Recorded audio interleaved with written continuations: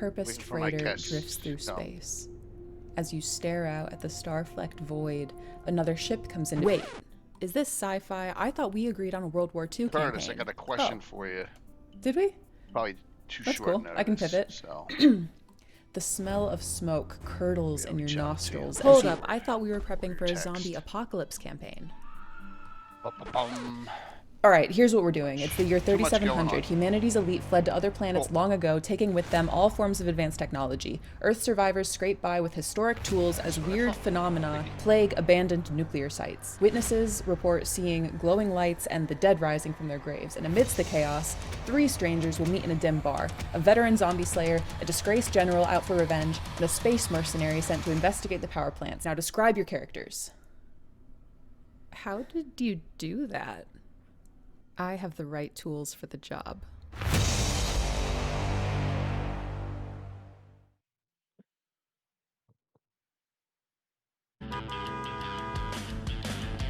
Gonna text you now.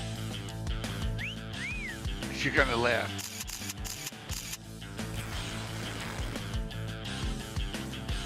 This is just an option.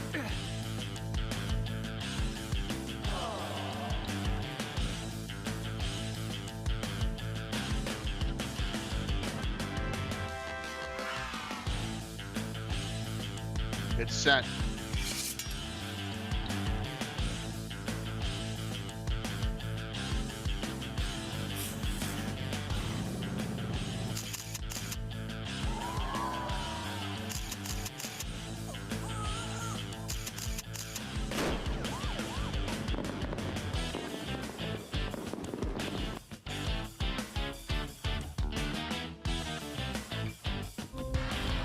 A story once spoken On is me. ageless. The dungeon imagined. The only reason I say that is it's just an option. That's all. The curious are the ones most courageous. Just been the buried tree with that work. endures has to bend. It's all good. From stillness, the mad mage is stirring. It's be a fun discussion From countless tonight. voices, the castle takes shape. Zagig will test the enduring. Those unlucky will never escape.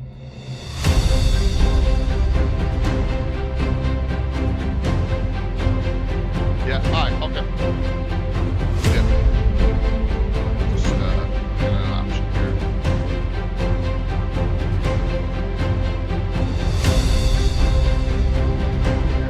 There. I do my shout out. Crap. What happened there? I can do it.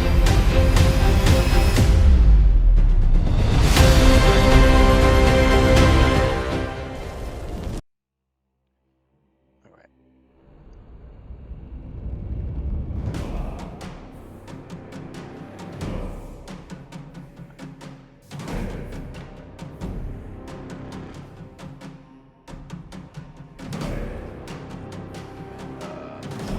Classic D&D reprints today. Get in on it. There we go. Diana said she's having issues on her machine. Mike hasn't logged in yet.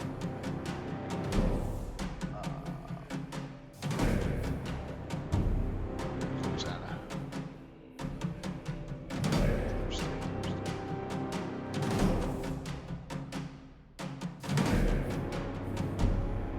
Hey, everything all right? Yep. I just needed to reboot and reorganize things a little bit. Yeah. Okay. I wasn't sure how long it will take, so there we go. Were you working on the machine or something for a while? No, I was some Windows updates, and I realized I've been Jeez, I hate rendering that. and whatever, so I hate needed to that. reboot things here. So yeah. Yeah. And checking Chico on Coyote Safari. Oh, When we go, we've seen Coyote several days, and he gets so excited he wants to chase them out of the neighborhood. And when we go drive the car through the neighborhood, and he hangs out the window and he sees coyotes, he gets all wild and he wants to chase them out of the neighborhood. That's the only time he gets really excited, is when he sees coyotes, especially when they stare at him. He's starting to grow up. He's not a puppy anymore. At least that's what he's convincing himself, that he's not a puppy anymore.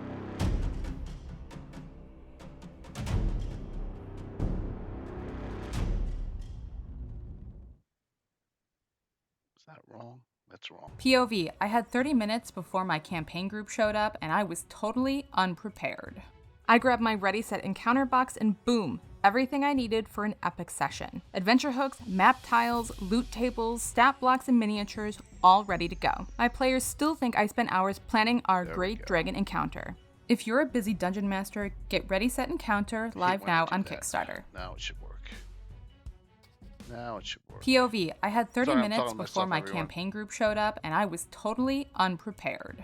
I grabbed my Ready Set Encounter box and boom, everything I needed for an epic session. Adventure hooks, map tiles, loot tables, stat blocks, and miniatures, all ready to go. My players still think I spent hours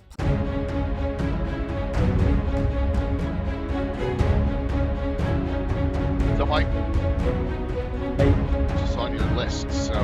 Hello. yep, so it was. Very good. We don't talk about the DMGs that much. Exactly. Yeah. Exactly. I was afraid it was something you did on Gavin. You're afraid what? It was something you did on Gavin. I don't... Not really. We mention them a lot, but we don't talk Yeah. about them by themselves, so to speak, as in their own right. I'm gonna show her. Yeah, I'm not gonna open this, but I got something really cool today. Share that. Dungeon Master's Guide to Revisited.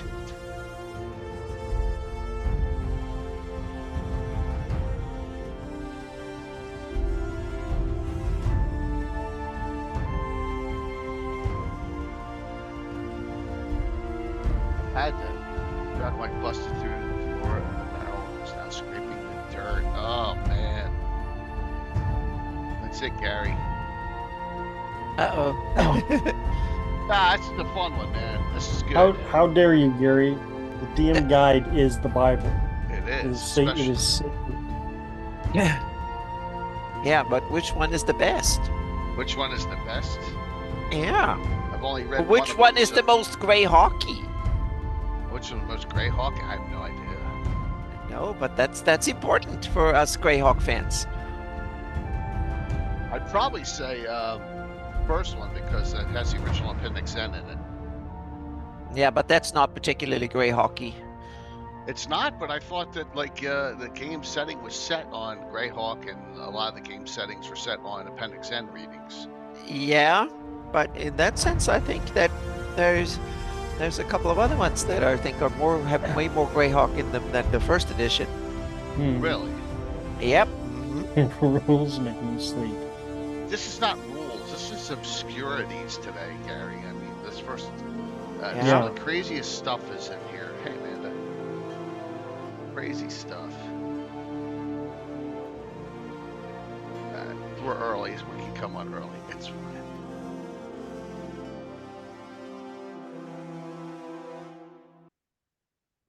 All right.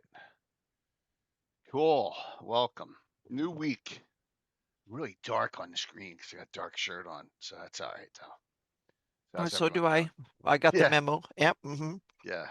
Well, you got the memo. Yep. Yeah, there's some cool stuff. And hey, Longshot, thanks, man. Kick it off. So, before we get started, here I got this on a recommendation from Ed. He said there weren't that many left. It was actually on sale.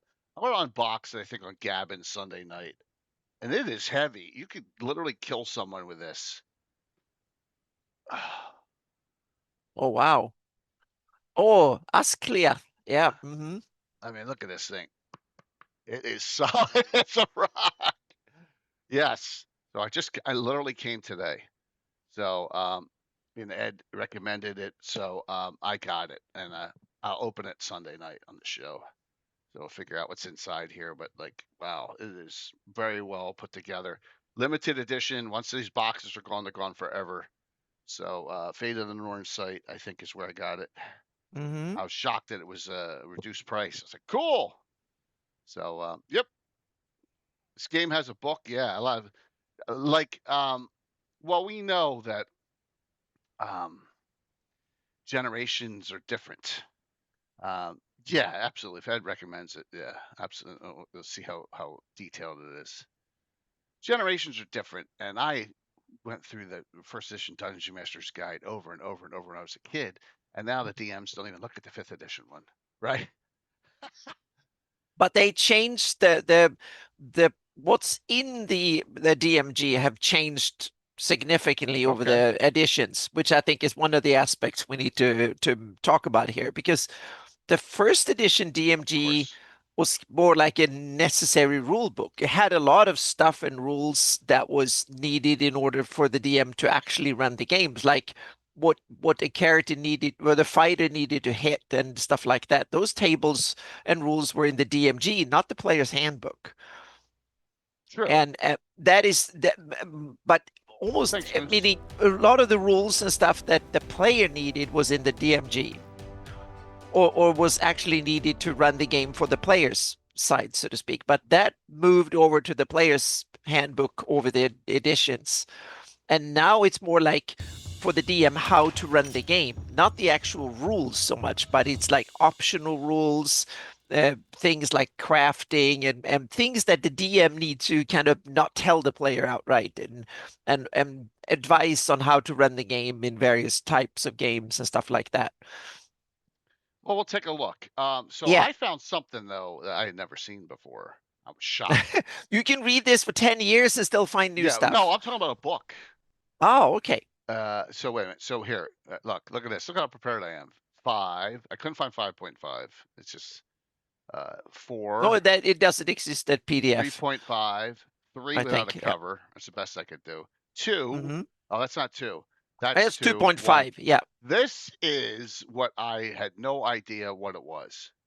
It's like the 2.5 or Introduction something. to Advanced Dungeons and Dragons, World of Adventure, Mhm. Introduction to the Dungeon Master's Guide. It's an introductory book. It's only 64 pages. I'd never seen this before. I'm not sure I'm seeing it either. Yeah, Let's designed see. Richard Baker, Zeb Cook, Uh-huh. Kevin Melka, Bruce Neb Smith. Yeah, and it has stuff about Forgotten Realms that I had never. Anyone else seen this before? I hadn't. I was like, what the heck is that? And it seems to have the player's option Feel format. to it. Yeah. Yeah. So you have this one? You literally have this one on your desk right now, Mandy? Amanda? Wow. What year did this come out even? There's no date on it. It's just strange. I don't even see a date. What was the name of this thing? 1995. Do you have a TSR number on it? I'm lucky. Because then I might be able to track it down I here. don't see any. Okay. Yeah. They're usually listed somewhere, but anyway, Yeah. yep. Wow, you actually have this book on your desk, Amanda. That's interesting because I had never seen it before. So I guess it's a bridge book of some sort. Look, it's got a town in it, and we'll go over it in a second here. Let's start at the beginning. Boom. Oh, don't. If you're driving, be careful there. Yeah, Gary never saw it. So I in my research for this, I found something that I never had seen before. So that was pretty cool. Excuse me. Oh, Classic D reprints. Let's see what we got down here. Yep. And most of the early editions, I had 12 copies. Oh my gosh, geek, that's funny. All right, we'll throw out the treasures. A Greyhawk Gazetteer revised, and then we got U2, N1, X1, U1, I2, X13, X6. There we go, and the fast play Eye of the Wyvern. There we. That's a good mix there. Choice of 2. Boom. Cool. Hey, Taryn, good to see you. All righty. So you're a kid, you get this book, you start going through it, and what's the most important thing you think that Gary and the crew of this? I mean, 1979. Look at this crew here. It's got Trampier. Oh, here's all the illustrations in here. Errol Otis, LaForce, David Sutherland, Darlene is in here. It's just crazy the amount in this. And when you get down to here's the foreword, right, by Mike Carr. Jeez. When it's like this book holds much in store for you. Your primary tool for constructing your own world, right? Mm-hmm. But what's the thing that they start with? Besides all these appendices and charts and stuff, here's the preface, credits and acknowledgments are scary. Probably something very esoteric. Your introduction to dice. Here's the dice. Showing you the dice. Bell curves. Mm-hmm. Oh yeah. And Mathematical. when I read that, I didn't understand that. But then when I took statistics and stuff later on, I was like, "That I've seen that. It's in the DMG." It's like, Yeah. yes, So like, oh my I love God. it. I love this. This It's a is math so book. Yeah, Yeah. it's fantastic. This is what every person need to understand this, whether you play role-playing games or not. You need to understand how this works because probabilities is something that everybody should understand, and few people do. I guess. But like when you're 11 years old or 12, whatever I was at the Yeah, time, I'm like, yeah, he's teaching me math probabilities. I mean, it's like, I want to know about the yeah. game. I don't want to know about this shit. I mean, I understand it. I was just Hmm. shocked. And then look at this right after that. Use of miniatures figures within the game. Very Hmm. early in here, right? Well, we need this Yeah. is written with wargaming in Yep. mind, wargamers and stuff. That's where it comes from. So things like that was pure survival, especially in a game where it was more That's like true. chess with a lot of different pieces because that's Mm. more like wargaming is. So if you don't understand this, you would never win. Looks like 4E would like an apology. Yeah, yeah. So it's kind of funny. They always complain that 4E was too crunchy. Come on. Yeah. 1E is crunchier than 4E. So here's 25 millimeter is 1 inch, 6 feet, and yeah. So Hmm. I do one. So 20. Yeah, 10 feet, 1 inch works from my table. Yeah. 2.54 millimeters is very close to an inch. 25 millimeter scale, but that's too small. Everyone knows the HO 25 millimeter scale is too small on the table, and it's gone to about 28 heroic now is probably the average, is the standard. And I know I'm talking Greek to some people out there, but 28 heroic tends to be what the Reaper miniatures are, and a lot of the 3D prints are set to 28 heroic. You may even get a 3D print if you want to raise up a 3D print and you have the capability in your program and your CAD program to expand it. Go to 32 because that makes it a little more opening. It allows opening the miniatures to go through doorways and stuff. So yeah, trust me, 32 works with printing out buildings and stuff. But I guess also when you run a stream, you want things a little bit big You enough want that they can be visual. clearly seen on cameras and visuals and Well, stuff. So yeah. notice I have the open sides always to where the cameras are. I try to at least. So it's drawing, Taco. It's always exclamation point drawing. And thank you for the hype train early on, everyone. So just a fun thing there right off the bat that we get with Hmm. this. So the only reason to talk about would be yeah. So here, all right, here we go. Here, aids to playing. Um, yeah, just talking about all sorts of crazy stuff in here. They're also talking about stuff in the UK, and things like uh, record sheets. Just this is the beginning, right, of AD&D. So like graph paper sheets. You still get those large. You still get all the cool stuff that Alan Growe's company has, right, Mike? Those Yeah, pads. when he's there. Yeah, Yeah, yeah. unfortunately Alan couldn't be there at Gary Con this year. I know it So was a shame, but I got a new emote. Wow, that's cool. I didn't even, huh? That's crazy. I guess they're always bringing out new emotes. Very cool. So, yeah, it's cool though. This is always is a bone of contention with this next page. How you generate a character. So, I want the audience in old school to tell me which method you use 1, 2, 3, or 4. 1, you roll 4 dice 6, and the lowest die is discarded 6 times. We'll skip comeliness for the time being. 2, 3 dice 6 are rolled 12 times. You get the highest 6. You can put them in any order you want. 3, they're rolled. They're rolled 3 die. They're rolled 3 dice 6 times per each stat, and the highest one gets kept. Right. And then method 4, 3 dice 6 are rolled sufficient times to generate 6 ability scores in order for 12 characters. You make 12 sheets up. So, yeah. And anyone else with a method there? So Curtis says 1. 1. So far, 4 dice 6 drop 1. lowest. Okay. Yeah. Lot of ones out there. Several times we used the hard method. We just roll 3d6 period for each, and with no fussing around. Whatever you got, you had to take. Wow, that's really mundane. Yeah, but the fun part with that was that then you roll that first, and then you decide what you want, what this can work for, so to speak. So you were forced to, and then you have to, okay, I have to have this race, I have to that class, whatever, because it was so we did that, and that was kind of fun. I did that the last time we did that hardcore rolling was when we rolled Pathfinder, and I had to force to play a gnome illusionist because that was the only combination that could actually work. And it was an awesome fun character because I had like 7 strength and whatever it was, and yeah, charisma was my only stat that was good. I had like a 14 or something like that. The other ones were terrible. So, but that could be fun. Yeah. For me, we used 3. We use method 3.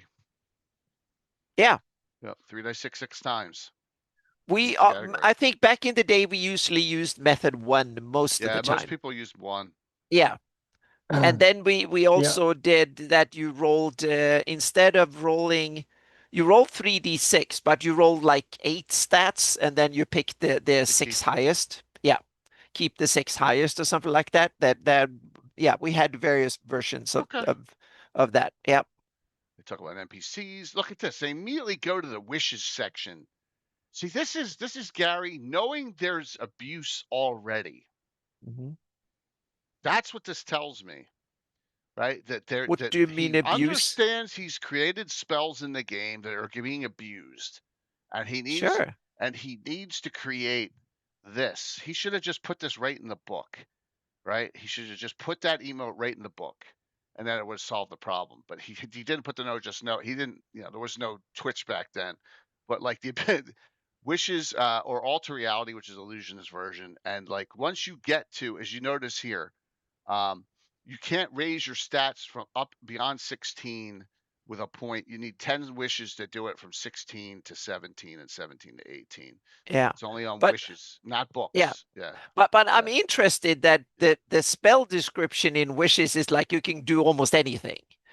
And then so you have like a description of a spell that can literally say you could do almost anything with. And then you have to have like a myriad of other rules that you limit the spell. To me, it will be much easier to simply limit the spell much more in the spell description itself, because that minimizes a lot of the discussion. So in some ways, I think but on the other hand, we have to say this is early days of the game, and a lot of this was figured out while you were gaming. Absolutely, yeah, absolutely. But just he knows that there's an issue. Oh yeah, exactly. People once but see, you got to be an 18th level mage to get there. Plus exactly, but then why shouldn't the spell be able to raise because then they all that will screw up the fundamental of the game. So absolutely. So, and then here's your second, here's a skill table right in the middle of nowhere. Oh, let's have a skill table. So this book is so disorganized. It's adorable in a lot of ways, and I think I love it. I think it was Roger E. Moore that wrote an awesome article or in Dragon Magazine when they were discussing a second edition, and he wrote that or maybe it was when they were supposed to do the third edition. I forgot which. No, I think it was leading up to second edition. And then it was like, but it's a big responsibility. And you don't want to over-organize because you want that old bookstore feel where you can find things and it's not that organized. So he tried to defend this kind of hodgepodge of stuff, so to speak, in the book, which I think is adorable in a lot of ways. Yeah. Just notice some of the um, fun things that can happen. With this book, and you'll be like just going along, and you'll be like, what? Why is that there? All right, here's the eight. This is a big one here. So another thing that doesn't make sense to me is the amount of aging out on the cleric. Like elf cleric starts at 500 years old plus 10 by 10. I never understood it. You have to, it's like wisdom. In order to be wise, you have to be old. Why? Well, it's like in real life, wisdom takes age. You're young and stupid because you don't know better. Yep. Some people never learn, but some people, right. some do. And he's, I guess they simply assumed, and since elf lives really long, they will take even longer for them to, like they said, really smart, normal people fail once, smart people fail twice. Really smart people, they have to fail 3 times before they change behavior. So, no, I'm just kidding. I know. Yeah, I would say a wizard probably has to study more. I don't know. It doesn't. It makes in the fantasy setting. I don't know. It just but so I think it's that wisdom simply have to be earned. Meaning you can learn things quickly, but the hard facts of life that takes longer than you can't read them. But a human cleric starts at 18 plus 1 die 4. Yeah. But I guess it's also that way you have to punish demi-humans out of existence. They should be hard to play. It's the, All right. First edition at this time, you cannot have clerics except for half elves, half orcs, humans. That's it. Okay. You can't even be clerics. So they're not NPCs. So they've been around or whatever, cloistered or whatever. So it's kind of for me, it's kind of cool, esoteric, and I'm like, okay, why did they try to do it that way? I know, it's nuts, isn't it? It's crazy. It's well, crazy. they did know better when they wrote it. Better. That's the right answer. It's the old. This is the first edition of.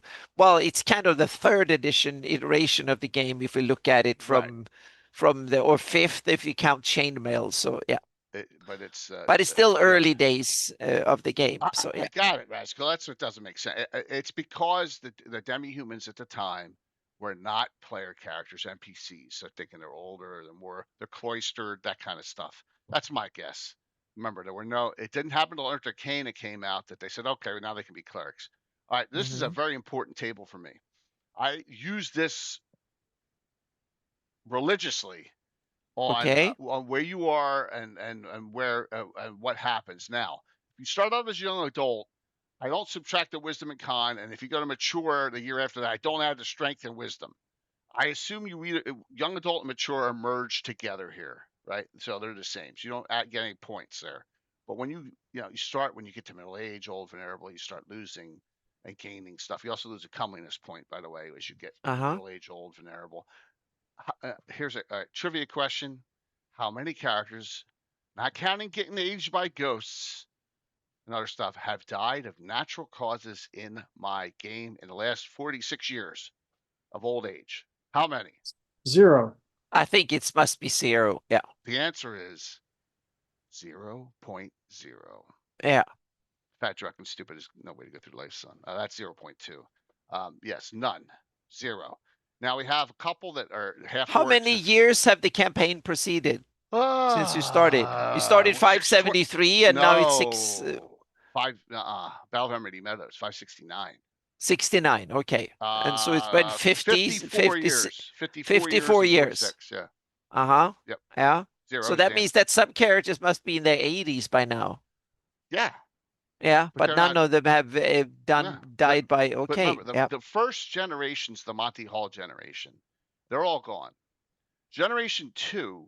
But none of them died from old age. They died from combat or whatever. They're off serving deities or off somewhere. Okay. We don't even talk about those. We had no idea what the hell we were doing. Now I get you. Okay. Yep. Zumba Hawk, they would never die, so to speak. They will. Waltz characters like Lena, Britomart, Schlemmen Meal, Gazumba especially. That's Gen 2. They're generation 2, and they came around in like 82 was when they hit. So the How first far had you gone in the timeline by then? Had we you jumped 5? quickly early on, and then I slowed it down. And the older I've gotten, the more I've slowed it down. I really slowed it down. Yeah. No time travel from the Hateful Wars. Well, that'll do it too. Yeah. So this is an important thing here, just showing, and I use it. Here's Gray Elves, middle age 651. So Korg's character Elwyn, who got aged 73 years the other day, from what, a witch and a ghost. And a staff of withering and all. Yeah, he's like he just went into like the high 6s. So like he turned middle age. I think he was already middle aged though. He was already he's 660 and went to 723. So like look, I mean 651 to 1,000. It's like you didn't do anything to him. So yeah. Last time I used this chart was on Curtis's birthday. Oh yeah. Yeah, I love posting that chart whenever someone Okay. gets older. Notice this is middle age is 41. Man, I am all I got one more year middle aged. Chart. Yes. There you go. And that's pretty much I follow this. From when you go from mature to middle. Right? Now, these are one of those things that in first edition, I'm casting spells all day long. I don't care because they didn't do nothing for me. Well, here it is. Unnatural aging table. Imbibing speed potion 1 year, under a haste spell 1 year, wish spell 3, gate 5. Oh, restoration 2, resurrections 3. That's why resurrections are hard to come by. Raise dead is nothing. Yeah. Does the unnatural aging also age your hair and other things? Like, Well, yeah. just grows out. As a year had grows passed. out. What makes your beard grows a year. No, that's a good point, Mike. I don't think that's it's not like a year. No, past, I don't do it that way. It doesn't change your appearance. It just makes you. Some of it might do, but but it inside it ages your soul, not your body, so to speak. And then just for the heck of it too, and this is cut off here. For the heck of it, let's have a monthly chance to contract a disease or a parasitic infection while you're walking around. Yep. Just out of the blue, it's like 3% for a parasitic infection, and I think this says 2 for a disease. We had a horrible DM no, he was actually a great DM, but he was tough because he used these rules, and we had characters who got so sick, whatever, so they couldn't adventure, and they kind of died or whatever. Out. Yes, yeah. Just we walked through town, and he rolled and all these stuff, and oh god, it was bad. Yeah. Look, and here's all the different types of disorders. Right? Yeah. Why? Might as well just throw it in there. Yeah. That's why we never wanted to go to the tropics, because there's even more disease down there. Oh my gosh. Yes, it says death. The character faces death in many forms. Death due to age.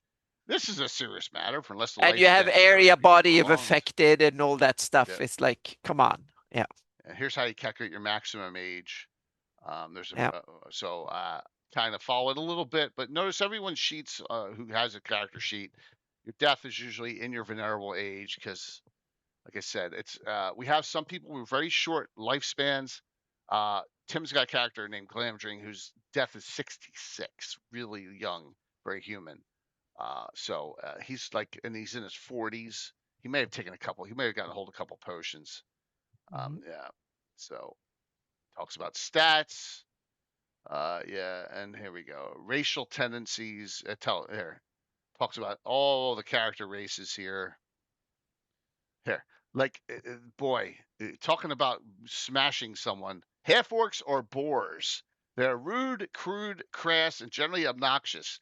Because most are cowardly, they tend to be bullies and cruel to the weak, but they will quickly knuckle under to the stronger. So yes, they have kind of course favored a human parent more than the orcish one. There you go. Now, as a kid, the next section, you love this. Followers. So when you got to a certain level and you had your stronghold, you could roll and get all these followers for clerics if you had a religious place. Fighters, once you were ninth, like you get all these leaders and troops. Rangers could have followers out there. Hey, look at the ranger tables. They're crazy how many. This is all ranger. Yeah, that whole side is just different types of ranger followers if you had a ranger hold. And I was thinking to myself, well, this is kind of cool for RP purposes, but I can't bring 6 followers along on an adventure with me. Hence redshirting. Redshirting became very No, popular. but when you went on adventure, they were there to guard your keep. They were there to guard to keep, yes. Or Yeah, guard otherwise the someone packs, else yeah. would take it from That's you true. and That's yeah. true. And earn money enough to keep it. So if you Yeah. didn't bring home treasure, they had to. Yeah, it was It was tough to adventure back then in every way, shape, and form. It was. Yeah. Well, All you youngsters have it easy. Like they always say, it's like that Monty Python sketch where they sit and talk about how bad they had when they grew up. They lived in the shoebox on the any of you ladies watching that wants to play all those evil characters, here's your assassin becoming the guild master, guild mistress, and all the followers you would get. Yes. So see, now you want them. Now they want to play even more. I don't. After all that, let's just talk about for no reason the Paladin's Warhorse right here.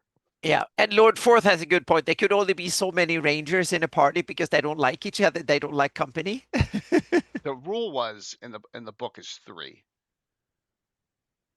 That's right. That's a Lord of the Rings thing right out there because they were so few of the Rangers of the North, Dunedain, that they just never came across each other. Yeah. So yeah, it's just one of those leftovers. So the Paladin's Warhorse had higher intelligence than most normal people, 5 to 7. Just kidding. But, yeah. And then we got spying. Here's your chance to spy as an assassin or bounty hunter. I would say that this table's not being used by me. It's more what your actions are. There, a spying table. Just crazy stuff. Here, spy failure table. Yeah, you're gonna get your ass caught. Thieving abilities. It talks about thieving abilities. It talks about wall climbing, how fast you can go up. Yep. Setting traps. Yep. Talks about thieves and assassination. How to get experience points. With assassinating. Poison tables. Great. Just exactly something that I want you guys to all learn about and do. Isn't it, Michael? It's fun though. It's just like one after another. It's like, what the hell are they? Let's just throw this stuff in randomly. I guess they couldn't figure out a way to organize it. They came up 1,000 gold pieces. Yes, well, yes, it's death. Death onset times poison. instant death. Yeah. Then you got insinuated, which you're putting on the blade, right? Yeah, that one's 1,500. Yep. I love that picture though. Oh yeah, that's a good one. Green dragons, acid clouding all the kobolds. And then comes something interesting. The monster as a player character. That's a Trampier art. Yeah. Oh, yeah, that's a Trampier, definitely. Yeah, it's really I think good. it is. Yeah. Really good.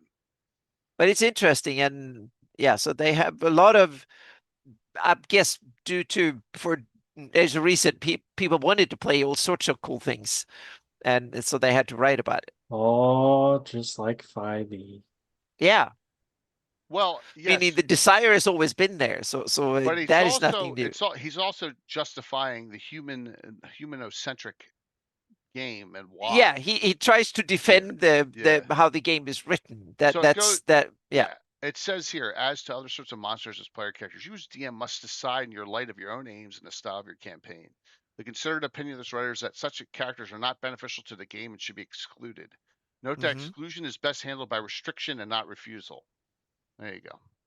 Yep. But then Which again, is kind of how 3rd edition handled it. There was level adjustments for playing. Yeah. you know, if you hit monsters dice and and all that PCs. stuff, which I It think is. was It might those be. rules Yeah, were I read it. really interesting. So where you could play giants and all sorts of cool stuff. So Yeah. It's yeah. a really cool, it's something that is really, really neat. Just the ideas. But once again, they put it, there are spells that may force you to play a monster, particularly the druidic and the magic is reincarnate spells. Mm-hmm. So if you're going to get reincarnated, odds are you're going to end up as some kind of creature or monster coming back, and then you're going to have to. And right in the rogues gallery, there's two characters. One's a centaur, one's a lizard man. Phoebus is in there, as a lizard man, and so yeah. And let's just bounce around and talk about lycanthropy next. Oh my gosh. Yeah. Some players may not realize that any damage over 50% of hit points sustained by bites in a fight with lycanthrope may cause them to be affected by disease. So, if a were-rat does 2 to 5 points of damage when it bites and does 3 points of damage to you, you have a chance of being infected by a 3-point bite. That's basically what it's saying here. Yes. Of his or her natural hit points. That is the rat's natural hit points. Of the hit point damage of the bite. Of the Not the bite. total. Yes. 50 point of over 50% of hit points is sustained by bites. Okay. That's not going to happen that often. That's pretty generous. Yeah. That is pretty generous. Yeah. Because like a zombie should be 100% if they bite you. Yeah. What? Just like in what is this? Yeah. Walking Dead. Yeah. Yeah. Yeah. Wendigo. Yes. So there's lycanthropy. Ah, yes, all the fun stuff. And look, they had the tables for how much you can hold back from actually changing. This can really screw up a campaign, especially, you have to play them outside of the norm of the rest of the group. But there's spots where, even after 5 years, full moon comes out 1 in 4 times, you're changing, can't stop yourself. Yeah, of having it that long. So, yep. Greyhawk has 2 moons, further Yes. complicating things. Yes, I would say it's probably just Luna, big one. You have to make it the big one. That's a true point. Talking about alignment. All right, this should probably have been right at the beginning, but no, let's wait till page 23 to discuss alignment. Yeah, it's all over the place. Another great picture here. There was no honor among thieves. Some great artwork in here. Classic. Alignment languages. Talking about all it's your alignment language is supposed to be secret. You're supposed not to be blabbing it out. Talking about changing alignment. Yeah. Yeah. So according to this, you change your alignment, you lose a level of experience. Right down 1 level. So that is something game wait a minute, where did my 1 second there. I lose my camera angle. Give me a sec here. I must have closed it out by accident. There we go. Huh. I bet no one ever has used that rule. For alignment change? Yeah. Well, if it's not willing, then I don't do it, right? Most of the time it's not willing. Yeah. So money, value of gems, expenses. So a lot of the people don't know that, especially all the special players in my groups, that I take expenses off of the treasure you get. A small amount for existing in Altamira or wherever you are, right? Lodging, all that comes off, so you don't have to worry about it. So when it comes in, I take a 10% off, or whatever percent it would be. Tag, yeah, all that stuff, yeah. So that way we don't have to get too deep into the weeds on it. Oh, cutting. See, this is a cool chart, especially if you have what's called a jewel of flawlessness, which is a magic item in this book, and you take it, you want to get gemstones cut to a better value, and here it is. There's a worth change here. All the different types of stones and what colors they can be. This is kind of cool for detail. just in the middle. Why it's here at this spot right after lycanthropy, who knows? But it's here. This was one of the sections that, as a youth, I felt like I learned a lot. It was more like reading an encyclopedia Yeah, than a well, yeah, good. it kind of is, man. It kind of is, but yeah, it's neat just to see this in here. This was a cool section. You still use this chart, Michael? Yeah, I go back to it sometimes. Like jacinth is Yeah. cool, fiery orange, 5,000 roughly gemstones. You know. It's good to get to understand what different colors and stuff like that from different gemstones. It's yeah. Yeah, absolutely. It's a neat thing, and it can be used with if you want to throw detail into your gems. Yeah. Because one of the interesting things with this edition of games compared to later ones is that here you assumed rightly that the players had very little general knowledge of fantasy. In Right. later editions, you can assume that most people have heard it's more common. Fantasy as a genre and Right. a theme is much more common. So you can assume a lot more base knowledge, but not so much detailed knowledge. But here's kind of a little bit the other way around in a way, because they probably assume that a lot of these people, these like chainmail and OD&D, you assumed that you've been a war gamer and you understood a lot of stuff because they didn't even explain these things. True.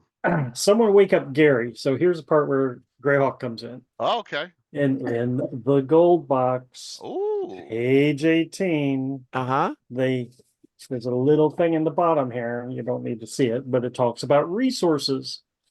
Type 1, 2, 3, and 4 gems. Thanks, Rob. That's true. So they're just So, referring to what the are DMG. those? Yeah. Refer to DM guide. Yep. And treasure types in adventures and stuff were just written up referencing the DMG. So yeah. Yeah. Very cool. All right.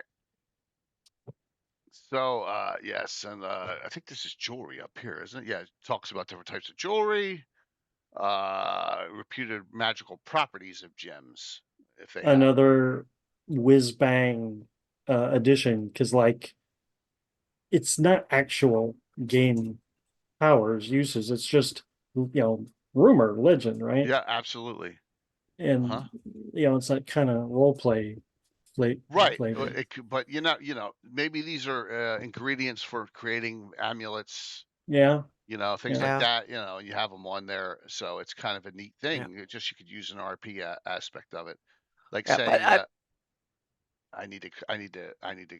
So these. let's do another Greyhawk tie-in here. Let's do it. The Malachite Throne of the Great King. Yes. The Malachite Throne. Yep. What is the reputed property of Malachite? Right here, protection from falling. Isn't that awesome? The Ibid the Undying will not fall out of his throne. That's because it's made of malachite. Malachite and sunstone's pretty good. Wards off spells, evil spirits, and poisons. That sounds better. I also love the sage ability. So they're going and list different sages and stuff. It's kind of cute in a way. It's coming up here. Yes. So armor and encumbrance, base movement rates, which I use to this day, which are very important in 1E and miniatures. Magical brings it up one category. So, there you go. Yeah, base movement. Yeah. Yeah. So I forgot about that one. Yeah. So for example, magical chain is 12. Magical leather still 12. Plate mail, magical plate mail is 9. So Patrick, that was kind of you. Thank you. Didn't each race didn't have a base movement? Was it was armor that gave it, or I do it that all races get to 12. I don't. Oh, okay. You don't limit dwarves or halflings to 9. I just say because it's one round's a minute. That's true. So so it's like I don't want to penalize them for having less movement. So 12. Now races with more movement, dark elf females are 15. That's bait. Now males are 12, which is funny. Females are 15. Barbarians are 15. And monks go up crazy, right? So, yep. But race-wise, I think the dark elf females are the ones that get the higher movement rate. All the rare commodities, pelts and stuff, coats. Yes. So, and it talks about all. So here's the thing. Which one is not one of them they said is not real. Is it split mail or banded? One of these they say doesn't exist in real world. I think it's splint mail, right? Consists of light chain greaves and a leather coat, which is laminated vertical plates, pieces of plate with shoulder guards, or is it banded? Layered armor, padding, light chain, a series of overlapping bands of armor in vulnerable areas. Weight is somewhat distributed. I'm gonna guess studded leather is not the one that doesn't exist. I'm sure someone in chat will let us know though. I think studded leather, it does. I think it does, but it's not. But I don't think it's as protective as they think it. One better than leather. No, it's ring mail, studded leather, and wait a minute, they're all real. Leather. Oh, leather armor's not real. Yeah. All right, it don't matter. But I'm just saying, it's they did their best back then. And remember, a lot of people go, "Why is plate mail only armor class 3?" Do you remember that? When first edition came out, you're like, "Why is plate mail 3? Plate mail shields 2? Why isn't it go down to 1 and 0?" Then you realize that they brought out field plate and full plate in Unearthed Arcana when Cavaliers came out. Mm-hmm. You know, yeah. Leather does rot. Yeah, that's true. Magic armor shields, hirelings. There's your dexterity armor bonus. Talking about it. Yeah. And your hirelings. This is where you can go into the book and say, "I need a lackey." 50 silver a month. That's a bargain at any price. Link boy daily, 1 silver. Yep. And like I said, this stuff's everywhere in this book. Yeah, you need a limner. Every character needs a limner from time to time. Yes. Yep. Oh, so Mason and yeah. I told someone about this in a chat recently. Anytime I'm at a trivia and I know some the definition of some obscure word, and they ask me how I knew that, my answer is always, I learned it from D&D. I learned it from this DM's guy. Yeah. I remember when I think it was like in 9th grade when I used the word olfactory, and my English teacher was like, "What the heck? That is not a word." And I said, "Yes, it's a word." And I told how I knew it, and she was very impressed. Yeah, she didn't know that word, and I was like, "Yes." You have a Link boy who ended up becoming a 7th level fighter. Cool. That's the fun of it. You know, you can have someone come out from obscurity, and now you don't see a piss boy on there because that was a movie. Yeah, but I've learned what Teamsters are in D&D when I was like 16, 17 years old, and I realized I would never have known that until I was like 40 or something. Hey, we have Teamster Wars in my game because of Tim. Pete and John's Teamster service fighting the Abel Carter Coaching Company. Yeah, we didn't have wars between them. So expert hirelings. Now we're getting into the good ones. So I still use a variation of this chart to this day. Yes, I just keep adding to it from various sources. Yeah. Because if you look at the current 5e books that I use, their hireling list is so tiny. It's like, well, I just use generic what it costs to hire someone who is just a general whatever, a professional, and someone who's a highly expert. Right. And it's that's easy how I do it. I just go by someone who is super expert. If you this want is to hire one of the charts that's for my amusement. Not for a player, I think. It's more like to if you just want to hire someone to carry your baggage or something that costs. But if you want to hire the super expensive lawyer to argue your thing in court, for instance, or something like that, then it gets expensive. Back in 2E, my players always had a lawyer on a retainer. Yeah. I wonder why. Oh yeah. Yep. Yeah, I've had games when they made sure that they had to have a courtesan that That's knew the court, awesome. because not only did they know the law, they need to personally know the judge or the baron or whoever presided in court. And it was so funny because when they hired someone, then the king knew about it, so he switched out who was judging. So they got someone who was so then What's up, the one Savage? they hired was the bad one, so to speak. So he turned out to be antagonistic, and it was so then they had to hire another one and bribe and keep doing it to get out of trouble. So yeah. So here's the armorer table, and notice the armorers normally it's Yes, Curtis, exactly. That's very the very sorry. rare to find someone who can make bandit or plate mail. Right? It's only 10% chance. And here's the time it takes. Plate Yep. mail because is 90 days. So like when my guys are, I just want to go and buy a suit of plate mail. I'm like, no, you got to order it. You got to custom tailor it to your, Mm-hmm. and Yep. stuff like that. But and then you get magical armor. Magical armor tends to be magical, so it tends to fit whoever's wearing it. But yeah, these are the crafting times. Talking about dwarven armors, there's a lot in here, like engineers. Here's the jeweler gem cutter. We always used to hire gnome ones, and gnome ones were the best gem cutters. Especially when you do, so if you do G 1 to 3 and D 1 to 3, you will literally have so many gems you just don't know what to do with them, right? Just hundreds and hundreds of gems from that adventure. So you hire a gnomish gem cutter, and they try and make a better cut on them and raise the price on them. And if you find that jewel of flawlessness, you could actually make $1 million gem in theory. It's crazy the way that works. Yeah. Soldier types, if you want to hire your own army, it's just funny. There's funny stuff in here. But then comes the problem with their loyalty is the next chapter.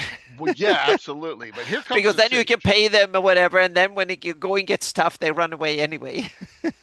Yeah, absolutely. Now this is important. I think this is really good, the sage ability stuff. Here you go. Yeah. All your fields of study are here. It's good flavor. This is Yeah, good, so you can kind of get yeah, an idea of what they can. Yeah. yep. What different sages can have. Now we have our maester now, which has some of this limited sage ability class. And by the way, Tom will be playing Dr. Smith tomorrow. Right out of Lost in Space, Dr. Smith. He's a cleric maester. So I really like this chart because it has categories and subcategories, yes, and yeah, it's pretty cool. it Yep. is. This is very well done. Yep. And they have amphibians and arachnids and stuff, which is kind of cool. All Yep. sorts of neat. And then they have Cephalopods and endioderms, what's that?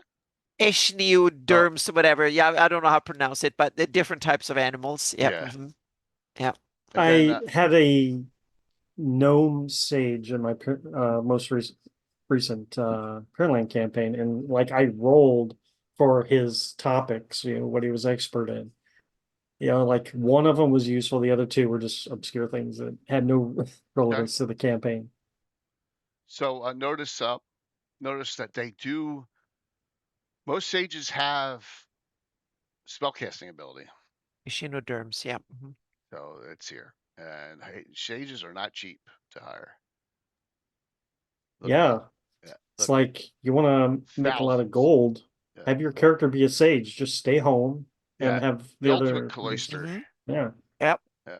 So like, well, you have the maester class. That's on the way. Absolutely, but it's not anywhere as detailed as they have limited. It's an adventurous sage, but on the other hand, sages need to go out the doors to actually learn something sometime in their life, I guess.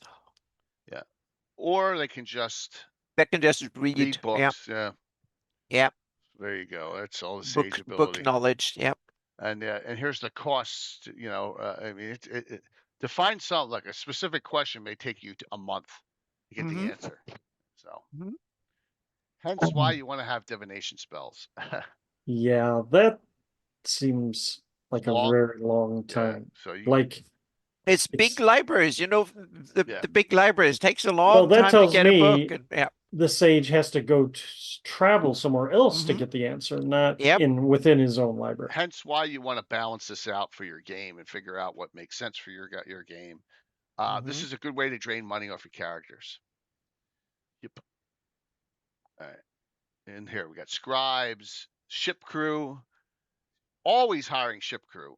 because we Mm-hmm. always have, especially when we're doing hard stuff, we always are hiring ship crews. So 'cause you gotta have someone who can. No one has ship skills basically. So that's part in the RP section. I think it's funny. Only certain classes can hire a sage. Others can only consult them. Right. And I Right. wonder what the difference is in the way. Yeah. A lot of crazy stuff Or here. you can hire them on a permanent basis, so they live in your Yeah, did you stronghold see or how much something. that costs? It's gonna I drain. bet it's really expensive. Yep. 20. So it could be as much as 2,400 gold a month. Mm-hmm. And look, initial material expenditures 20,000 gold pieces minimum to Yep. get the whole thing set up, the Yep. lab set up. It's a good way of draining money from yeah. wealthy adventurers. Yep. Those Right. NPCs are like drinking wine and eating caviar. Mm-hmm. Is what's Well, happening. that will be the player characters when they retire. And here's the Castellan, which is important. If you have you need a Castellan if you have a keep or castle. I love that illustration with Yes, the the Mickey Mouse. Yeah, this is That is from the awesome. front Yep. cover almost. Yeah. Yep. Yeah, Yeah. it's fantastic. 200 gold pieces per level per month. So if you got a 9th level Castellan, that's 800 down the drain Mhm. a month. But all right, Yeah. now henchmen. Henchmen are yes, those that can they're NPCs that can gain levels or that are mini adventurers with you. They level up with you, don't they? They I like do when half you level up, experience. they I do have experience if there's an official henchman Uh-huh. in that Yep. you have. They're So, not in it just for the money. yeah, I've had and we've had them come along before. It just depends on the group. But for the most part, when we have enough players, we don't need the henchmen, but we have used them before. Yep. And here's how to hire them. It's everything in here. The type. Dave, get the barbarian and corner another drink quick. Yep. Quickly. That's another great illustration. Don't you always have some NPC riding along with your players? Oh, me? I always have. Yeah. Yeah, I always have. Yeah, but they're not anyone's henchmen? No, well, they're party members. That's how I interact with the PCs Right. in combat and in That the makes game. sense. I have that from time to time too. Not always, but sometimes. No, Yeah. like if there's a Night Greenwood group and there's 8 players, I'm not gonna have an NPC. I'm just. For me, it's a chance to railroad and protect them from time to time. Yeah, So yeah, absolutely. Yep, keep them alive a bit longer when they're low or mid level. Yeah. I mean, I have comedy with gold with mine. I have in the group tomorrow. It's Mitchell Sharp, who's he's a gnome, especially priest of Joremy. But they found out last adventure he was a member of the Seekers. So. Yep. Okay. This is how you can adjust your loyalty score. If their loyalty score goes under 1, they're going to attempt to kill you right off the bat. So you got to be careful with your henchmen. There's charts for everything back in 1st edition. You didn't have to think. I mean, they just made charts up for it all, So, what's up, Michael? Let me see, Michael, if I updated your shout out. Is that correct? I think it is. For Frog God. And Frog God will be the giveaway on Saturday. All the modifiers here, I think, if you save their life or you bring them back from the dead, then they're going to really go your way. So, and here's all if they have loyalty issues, like has chance to steal goods, steals. Yes. In combat with possibly dangerous foe, runs away. Yeah, that loyalty. This is interesting, but this, even if you don't take the rules in detail, read through it and start thinking, because this is something you can think about. Morale rules was something that was prevalent in 1st edition that I think is really, it's important to, if you don't need to adopt these rules, but some form of morale, so enemies run away and somebody gets too tough or whatever, that adds to the realism and depth to a game, I think. So it's something that should be there. Time in the campaign. Day-to-day acquisition of clerical spells. Here you go. Yep. So, tells you how Mhm. deities. And some of them should be, or Yeah. ought to be shady. So I think it's good. Yeah. Acquisition of magic user spells. Now, we talked about this the other night when Tim was on Gavin, that like you have to rest 8 hours first before you can get back, according to the rules. Before you can get back, it's a spell level per 15 minutes after that. So Mhm. we changed it to my system. I do it where you get a first and second normal encampment out in the field with your traveling spell book for a first, 2 first and second, or 1/3 or higher. Works Yep. it just works well. And I think I will run you. So you need to rest 1 hour per spell level plus one, so to speak. So 1 hour you can regain cantrips, 2 hours first level, makes and so on. sense. Yeah. Yeah, something like that. One spell or all of your spells? That level of Oh, spells, that level. Okay. so to speak. Yeah. Mhm. Yeah. So the spell slots, whatever spell slots you have, it might be 0 or 1 or many, so to speak, depending on. So I want to show this if Amanda's on. This is what mages got. This is an illusionist. This is a mage table. This is the book.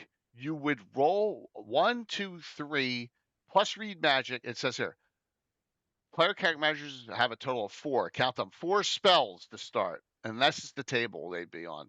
That was it. Mhm. Yeah. So, But this is where I think I'm tough in that when you level up, you don't get any new spells automatically. You have to acquire them Same somehow. here. You have to get Yeah. capture Mhm. spell books, scrolls. Mhm. You can write them off, or when you Yep. go up in level Mhm. in your train, Yep. you can get. I have, as long as you have a library access, you get 2. Normally you get 1 spell, but if you're part of a Yep. guild and you have a Mhm. library access in a city, Yeah. you get 2. Mhm. You can research them, or you can acquire them from scrolls, or learn them from someone, or When you have study. Yeah. retainers or just hirelings and mercenaries? It was hirelings and mercenaries. Retainers came along with Cavaliers and Arctic and Yeah, Dragon the 72. retainers were the one you get from certain status, right? Yeah, When yeah, you get, yeah. yeah, That was They were for free. yes. I think so. Yeah. Cavaliers were. Mhm. Yeah, yeah. Well, they probably kept some upkeep. Like if you had to keep, it cost that much to run it, and that included their pay, I guess. So, yeah. This was neat. I used to use this, and I said I need to expand this more. This is the tribal spellcasters, which is shamans, and here you got shamans, and then you have witch doctors, dark mages. And I like it that you don't know what's coming from them. From like so if I have a bugbear shaman or bugbear witch doctor, you just don't know. They may have electrical spells, they may have fire spells, cold spells in addition. Kind of change it up. But the witch doctors are technically a cleric mage hybrid, right? Just so you're aware, and this is where that comes from. I love the term witch doctor and these shamans and stuff like that. It's so cool. Yeah. Yeah. All right. And here comes an interesting part that you're just about to get into, is that there are spell explanations. A lot of the spell Yes. text that in later editions Yep. were in the spell description were in the DMG in first edition. So because as a spellcaster and a player, there were aspects of a spell you were not supposed to know. So that Right. ended up in here. And Yeah. this is the one thing I brought up in a couple discussions, that this is if you did not know about this, you're not finding this, you're not looking at this. Yeah. So and some of these are subject to argument. I'll give you an example. Dispel magic. If this spell is cast upon a magic item, it certainly will have the effect of causing it to be non-operation for 1 round thereafter if the item does not make a saving throw. Okay, artifacts and relics are not subject. When I have a dispel magic cast on a group of on a group of characters, I am not rolling for every single magic item whether it's working or not the next round. I can't. It's I'm working on spell effects. Yeah. There's But wands of negation that work on items and other wands, and that's So, it's too much.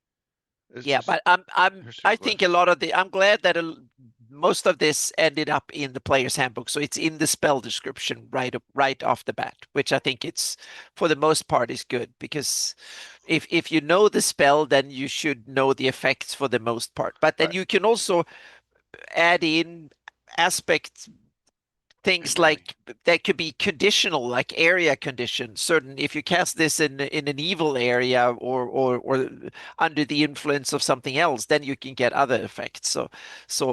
But I think it's kind of a bit overblown to put it all in the DMG. But Well, this look at is this. the way This is you World did. Yeah. Greyhawk reference right here. The glyphs. Well, they're used in They World are of glyphs. Greyhawk. Yeah.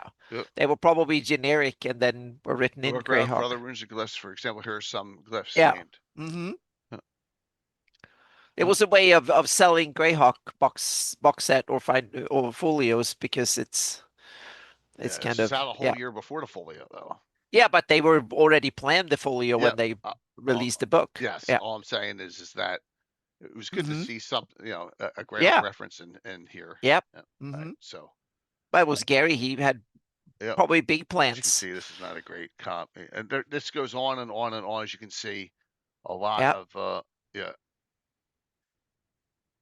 But some of these cool, like magical circles and stuff like that. That I miss that in later editions of the game. Some Yep. of this stuff. But on the other hand, some of that is added and has way more cool stuff in later editions. So some flavor got lost and a lot of got added. So yeah. So I just saw something here that I do not believe that I've ever seen before, and I'm not doing it. Okay. If a prayer spell is uttered while another cleric of the same, oh, it's the same deity, is chanting, chants a second level spell, and it's 30-foot radius, and prayer is a third level spell, and it's a 60-foot radius, the two spells are cumulative. Mhm. Huh. Well, Interesting. yeah, you ask your god for power, and if it overlaps, you get Yeah. more power, so to speak. You kind of Mike, the yeah. god looks more favorably on you if I you guess. more of you something. Yeah. Yeah. Most of the time, they're not the same deity. They're both the two clerics in the party, right? But I guess if they were, Yeah. yeah. So that's something. Yeah, I just was like, wow, but the same deity. Now we had a bunch of Red Knight characters the other day.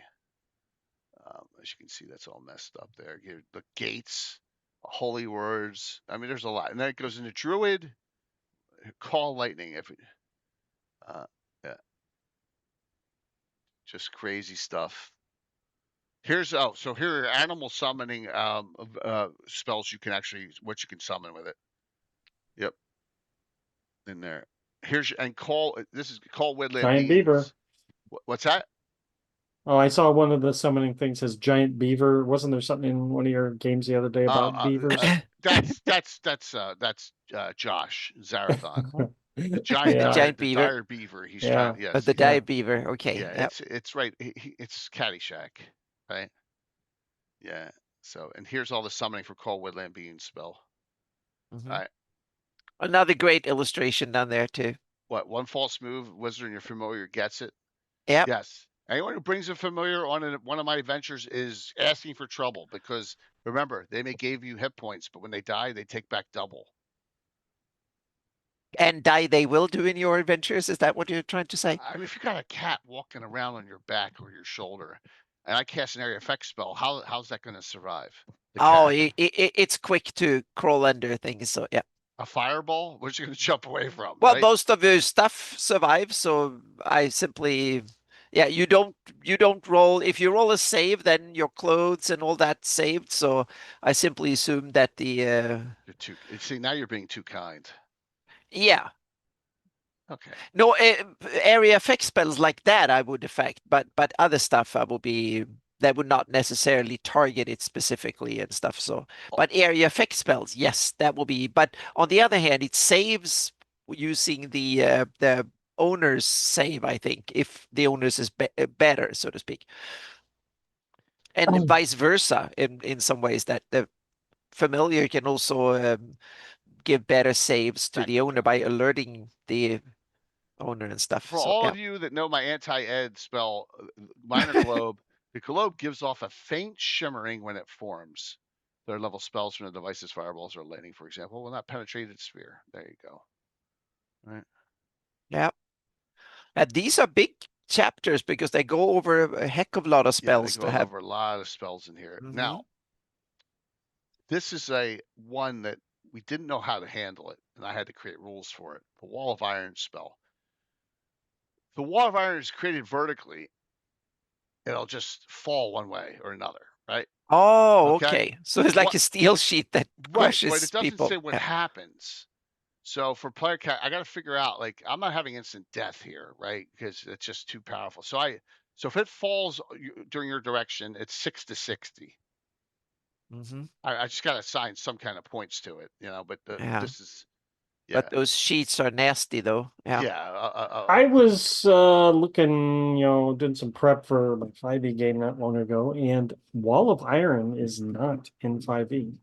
Oh, it's not? Probably because they didn't want something that would hurt the PCs. Yeah, Yeah. yeah, yeah. But I'm I can wondering that tell now. you that, well, we tested the military. We blew off a big mine under a sheet of armored plate, and it flew up a couple of 100 yards up in the air, and then we had to dig it up because it came down on the corner first, and we had to dig it up from like 20 feet down in the ground. And we realized that would have killed anything standing under it. It was amazing to see a 2-ton block go up a couple of 100 yards in the air and then come down again. That was like, wow. Yep. There's another thing, permanency. There's only a 5% chance of the spellcaster actually losing a point of con if the spell is cast upon a non-living thing. So you put a permanency on like a shield to add a spell to it. 1 in 20 chance. But if you cast a permanency on a person, it's 100%. You lose a con point. That's pretty devastating. Keeps that spell away. They could have just done the same thing with Wish. Yeah. Could have. Con loss is catastrophic. More than aging. I agree. All right, let's see. Legends. Land adventuring. All right, now Yeah. we start adventuring. We're gonna And they even have outdoors adventures mentioned. So Yep, yeah. they do. I got But they were all kind of, outdoors it was coming a up. quick, it was a quick little thing. Yeah. Yeah, it's very short. And World of Greyhawk is mentioned again. Yeah. Mm-hmm. Oh, But it's more like trying to sell the folio yeah. rather than actual details about Greyhawk. Yeah, so they It's say like product placements. they're just Yeah. showing you the size of the hex. Now it's 30, so he went from 20 to 40 in here. He went, so he Yeah. knows that Greyhawk's midway in between all that. So Yes, Greyhawk's a hex map, and of course you we got to gotta count. teach hexes. Yeah. Counter So they were, chances. yeah, they were working on the Darlene map when this was written. So I guess so they knew they had planned 30 mile hexes. Great picture meeting a dryad. I Yeah. could be wrong. Maybe one of my GaryCon friends could tell me differently, but I think Darlene might have been selling prints of this. Oh, that is hers. Wow. Yeah. Yeah. I Yeah. think she did prints of this one too. She had prints Yeah. of a lot of the old Yeah. iconic ones, and this might have been one of them. Yeah, that she had prints of. Oh, it's a great picture. Mm-hmm. Yeah. Great artwork. I mean, especially considering how old it is, how early in the career of fantasy, so to speak. Yep. That wasn't that much to fall back on, and it's really cool. All right. Becoming lost, adventuring. This is all outdoors. I love her signature is still the same through the years, which I think is awesome. Yeah.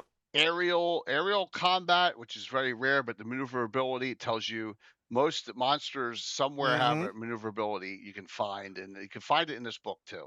All the different dragons and stuff. Yeah, but I think aerial combat, and I've written some blog posts about that, and aerial combat is something that I think needed a lot of revisions because it's not done really in good way. There's a lot of cool things you can do with aerial combat that is not in the game at all. Actually. Yeah. I remember in 2E, the different fly modes was kind of pushed, and I remember trying to use it.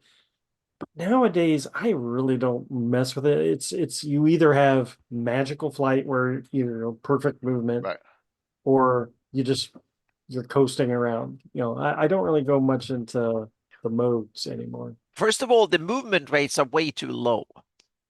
Oh, that movement rates need to be much higher, so to speak. Yeah, they're much higher. So they give, and that plus the fact that the the things that fly can't carry that much if they have to flap their wings. So there's a bunch of stuff like that. But I do a lot of things like that I kind of put into my rules. For instance, like dragons and stuff, they go into the 200-300s in movement rate because they come at you really quickly, and that means that they're really dangerous because they can come at you very, very fast. So you need to prepare and be ready for them.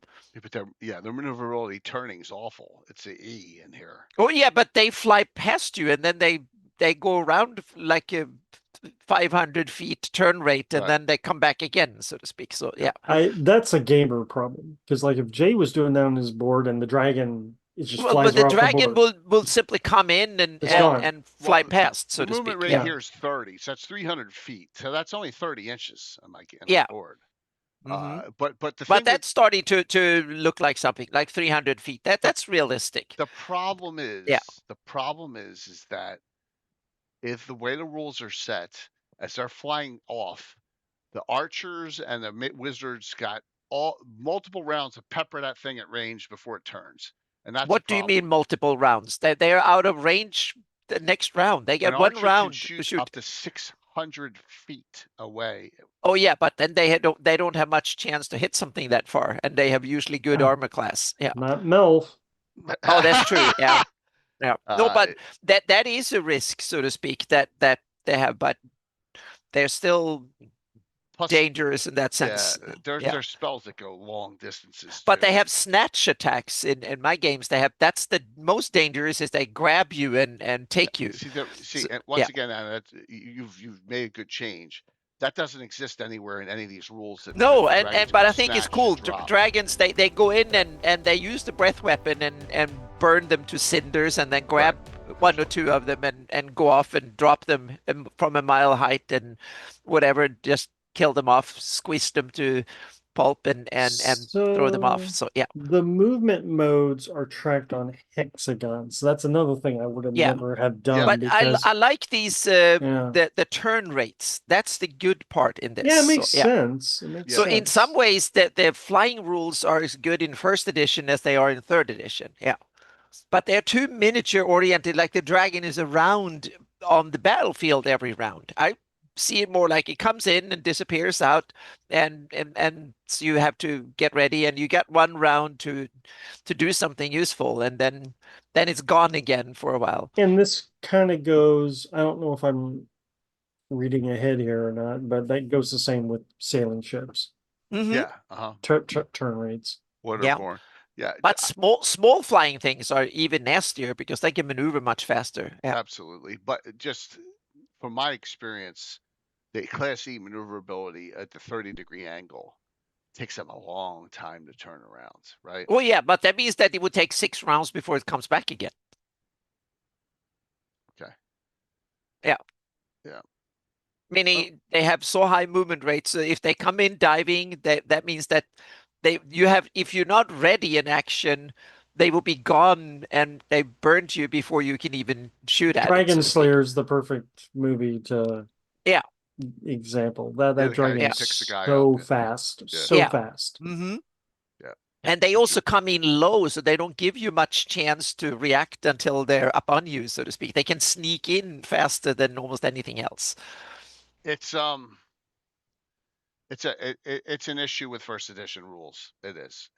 Well, it's also because when you run miniatures and you want the thing to be present on the table for round after round, but that's the beauty of flying, is that you're not around for round after round. You come in and you do your thing and then you're gone, so to speak. Yeah, I understand that, Anna, but just there are wizard spells that can shoot 300 feet away.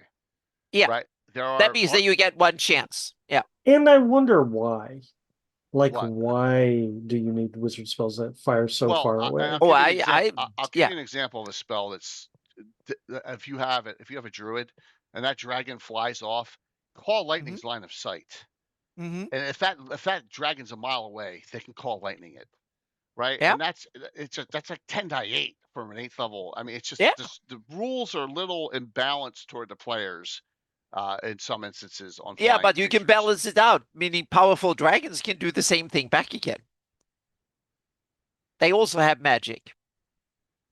And Druid they're spells? like, no, but yeah, but they can also call in lightning and do stuff like that at several 100 feet. Okay. So the big worms that I have my game, I they understand can that, hit you. Yeah. You're making up stuff that doesn't exist on what is what I'm saying. No, but now. that's what I'm saying Yeah. is that you need to level the gaming field in that sense. Right. Yeah. But they nerf in different ends. But it's basically what playstyle, and if you want to have miniatures and you want to be able to move them around and look cool on the table, then yeah, this is the way to do it. Yeah, like I think first even edition. in war, like Magic as a siege or at Yeah. sea, wouldn't you're doing that up close anyways. Yeah. You're not doing from 3 football fields away. No, Well, and you mean on dragons ships? might fight you Or one-on-one. cat castle sieges, I'm saying. Yeah. Oh yeah, that's Well, another. what Yeah. I'm saying is, the only point I'm trying to make is that any creature that does a dive attack and flies off, you got line of sight on them for Oh, a yeah, while, and for there's a sure. lot of crazy spell. It's just But it also depends on the terrain. Yeah. Fly low and you don't see them far. Yeah. So that's where we, it's That much they more use the wargaming. terrain. They come in low, they hit you, and then they disappear. If Yeah. you're on the top of a Yeah. hill or whatever, or Yeah. something or you can't see that far. Yeah. Yeah.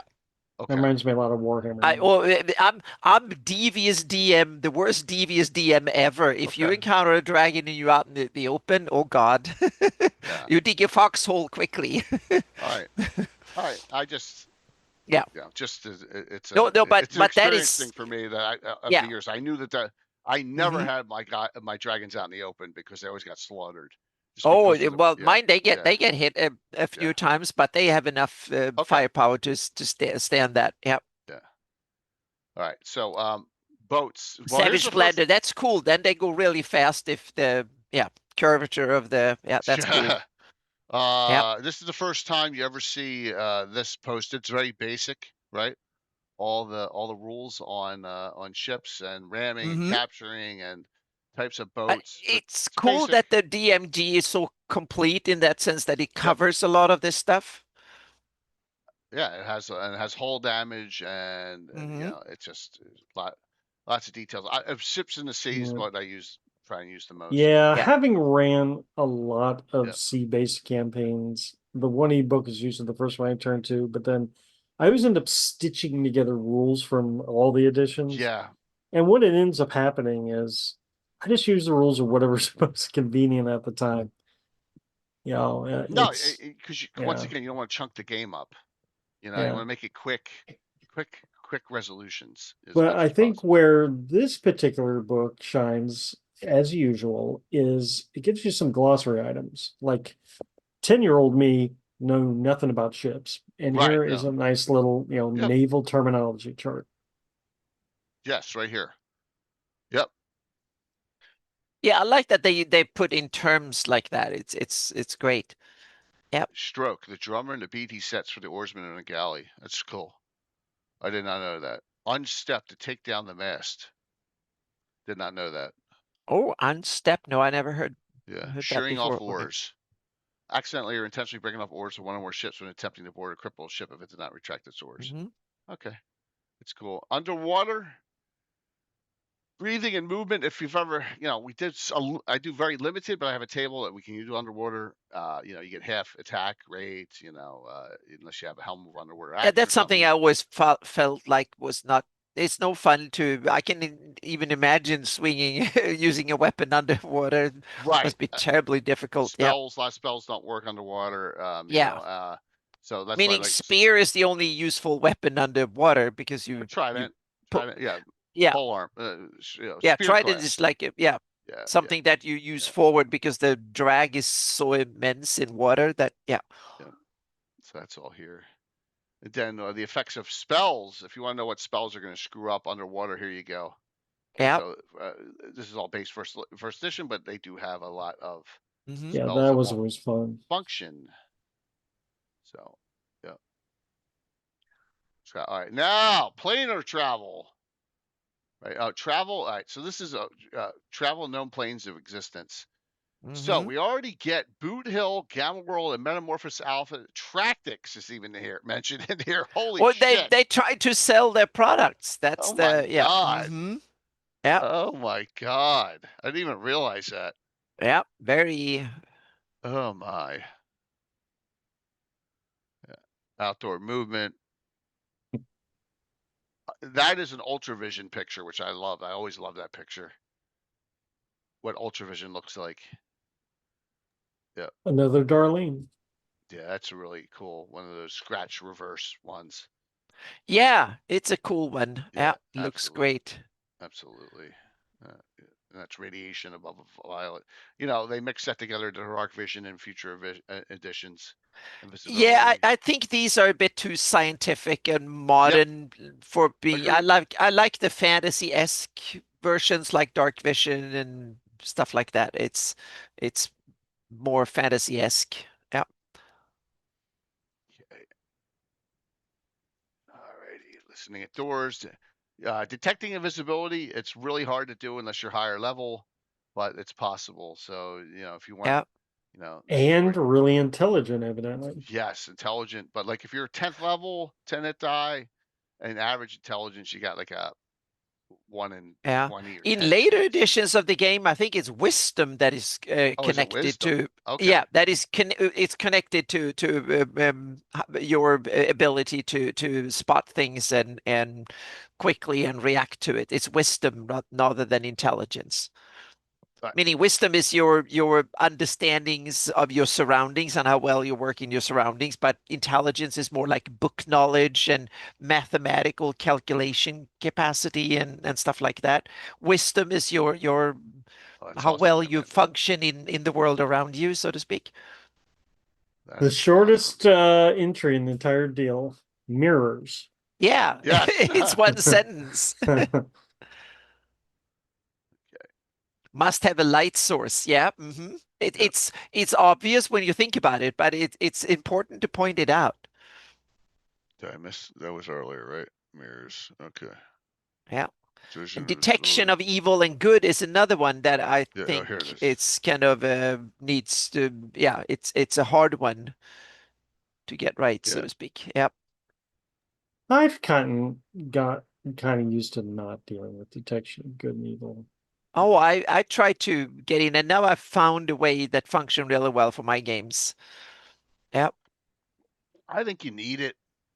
Well, in my game, you do. It's good fantasy. Yeah. It's part of fantasy, and that's why I think I want it. Yeah. So I think this is just a 5e thing, you know, but I won't go too much into it. that's a great point, Gaffarin. So just Information. infravision is you'd say, well, hiding in shadows, but it's one of those things where it doesn't make sense scientifically, but you I can't don't know. detect them via infravision or standard vision if they're hidden. Because you get into that level of detail, then you got to worry about light sources, you got to worry about heat sources. All it's just too much, man. It's like Predator. You got to cover And yourself in mud. yeah, Yeah. infravision is yeah, it's heat difference. Meaning you're out in the desert and everything is around Yeah. 95 degrees. Then you can't see people. They become invisible It's one of those with things where you thermal just got to sights. say, what the hell, you know? Listening Yeah. at doors, you know. Once again, you have this ability for thieves, hearing noises, thief Yeah. ability too.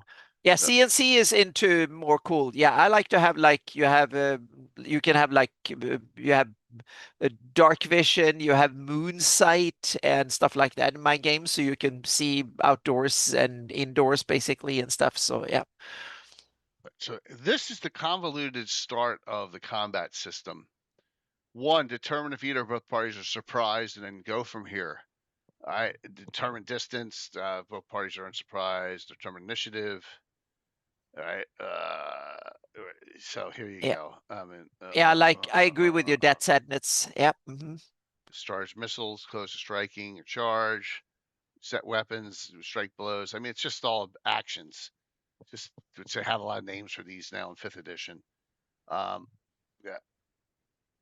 just do however you feel is the right way for you. That's what I always say. It's the best bet. Yeah. line of sight, actual area. You get this is awfully detailed. Yeah. Yeah. But it's Yeah. Surprise. Surprise can be very simple. Someone's hidden, you come around the corner, they can surprise you. Done, right? Or they can sneak up on you. So yeah, they did. They made some changes. Yeah, it is weird. With between ultra and infravision. So counter reactions. Look, a table to determine, against monsters and stuff. Sometimes you can talk your way out of a fight. Sometimes you can't, right? In fact, I remember Korg's first adventure with nuclear meat. They came across the Thesaurus. You know what that is, Mike? The Thesaurus. Which is kind of a neutral creature, It's and not a dinosaur. it's not a dinosaur, but it's like got that. It has that humming going through as the wind goes through it. And I said to him, well, if you can just, they saw it and they just tried to avoid, and that was perfect. You're able to do it sometimes, but talking to like demons, probably or ghosts, which we had Tiffany try at one time. Sometimes it's just not going to work, right? But sometimes it could. Sometimes it could. Yep. Missile discharge. I don't know if it has about shooting into melee combat, but that's my own rule, which I like. Yeah. So look at all this stuff. Here, throwing I like acid. that rule too, because that gave me the chance to break it. Yep. Yeah. Yes, that's great. Yeah, of course. Hey, we had a major Josh's character on Saturday shot. Who did he shoot in the ass real bad? Was it Korg's character? He shot him and critical hit almost killed him. Yeah. Almost. It was one or two off on the critical hit table. Yeah. Yeah. So. Yeah, I have it in Hawk Tales too. I'm not as drastic as you, but if you fumble, then you screw up, so to speak. Okay, fumble's good. Yeah. Oh yeah. So I have it, but I'm thinking about. I want to have it a little bit more common, but not every time you miss. But I want it to be some. So maybe if you miss by more than whatever, I'm still trying to find the right balance, because fumble is like that. Then it happens 5% of the time.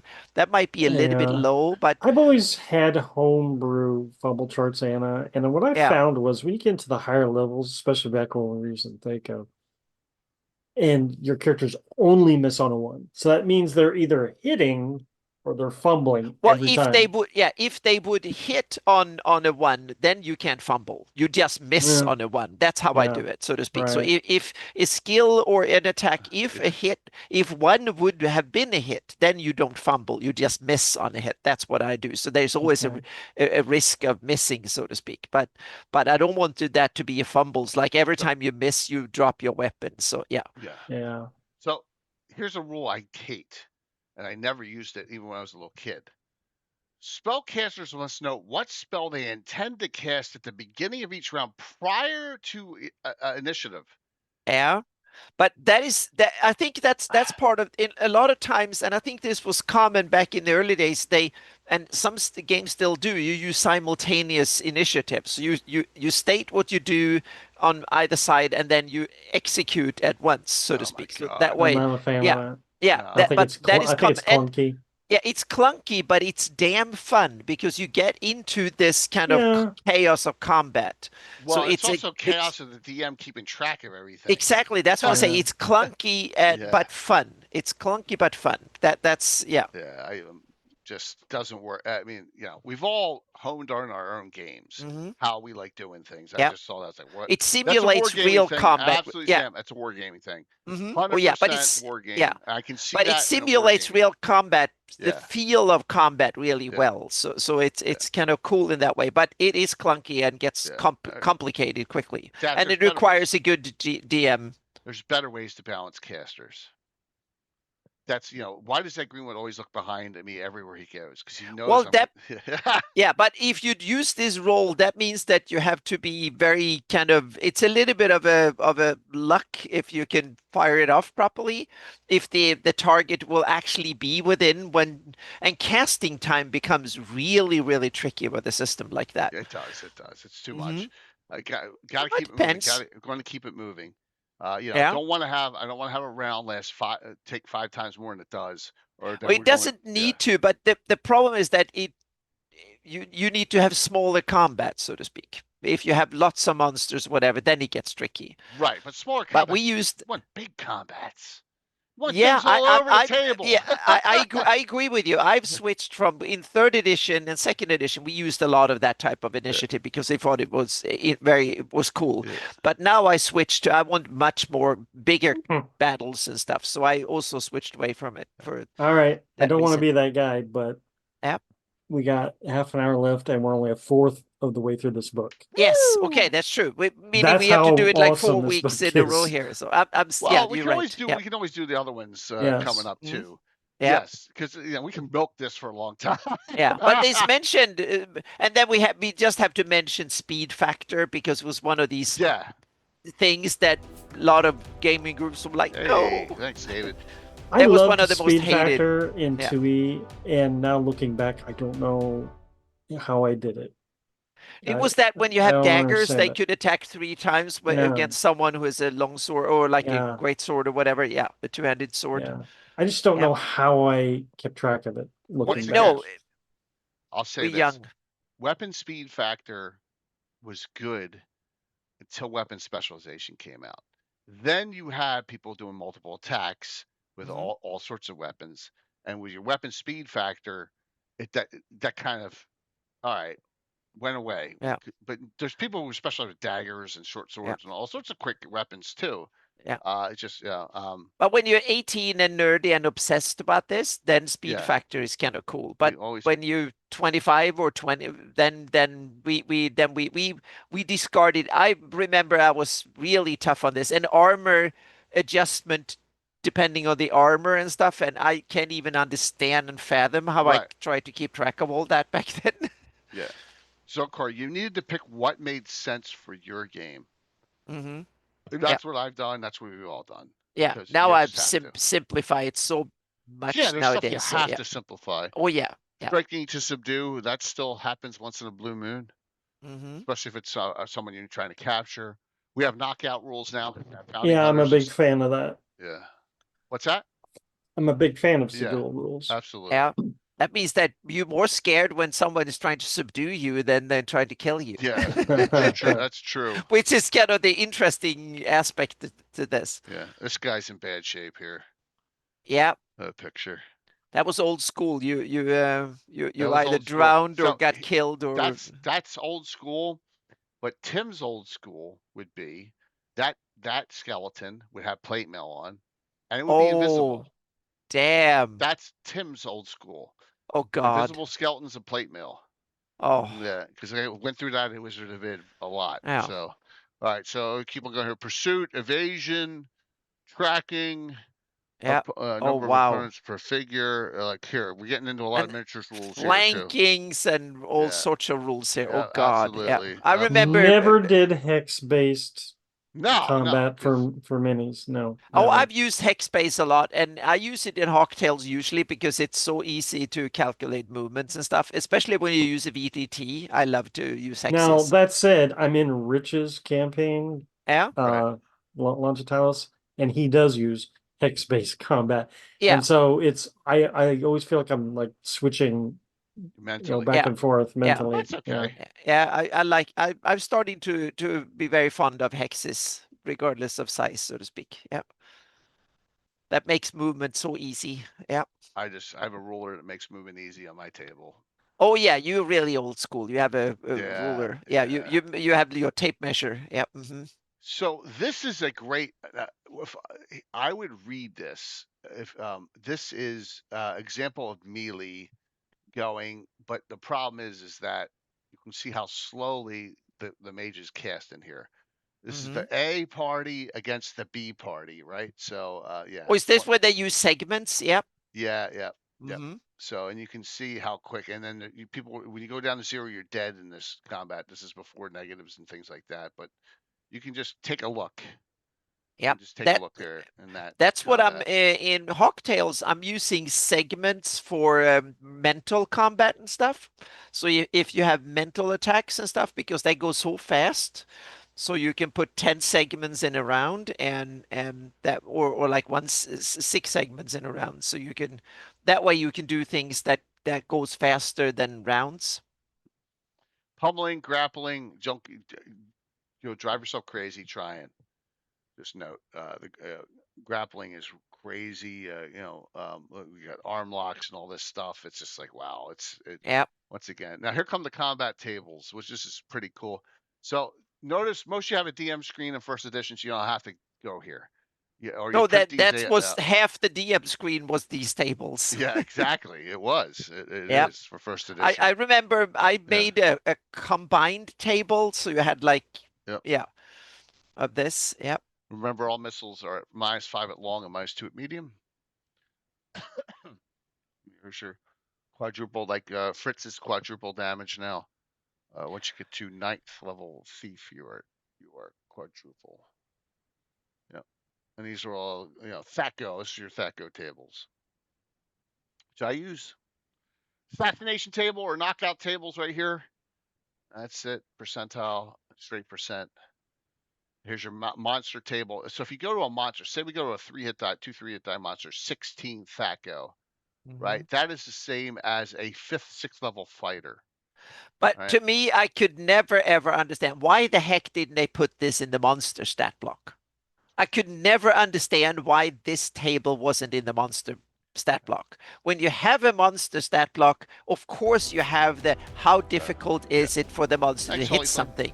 That meaning hit points and how difficult it is to hit. I couldn't understand why they didn't have the to hit in the monster stat block.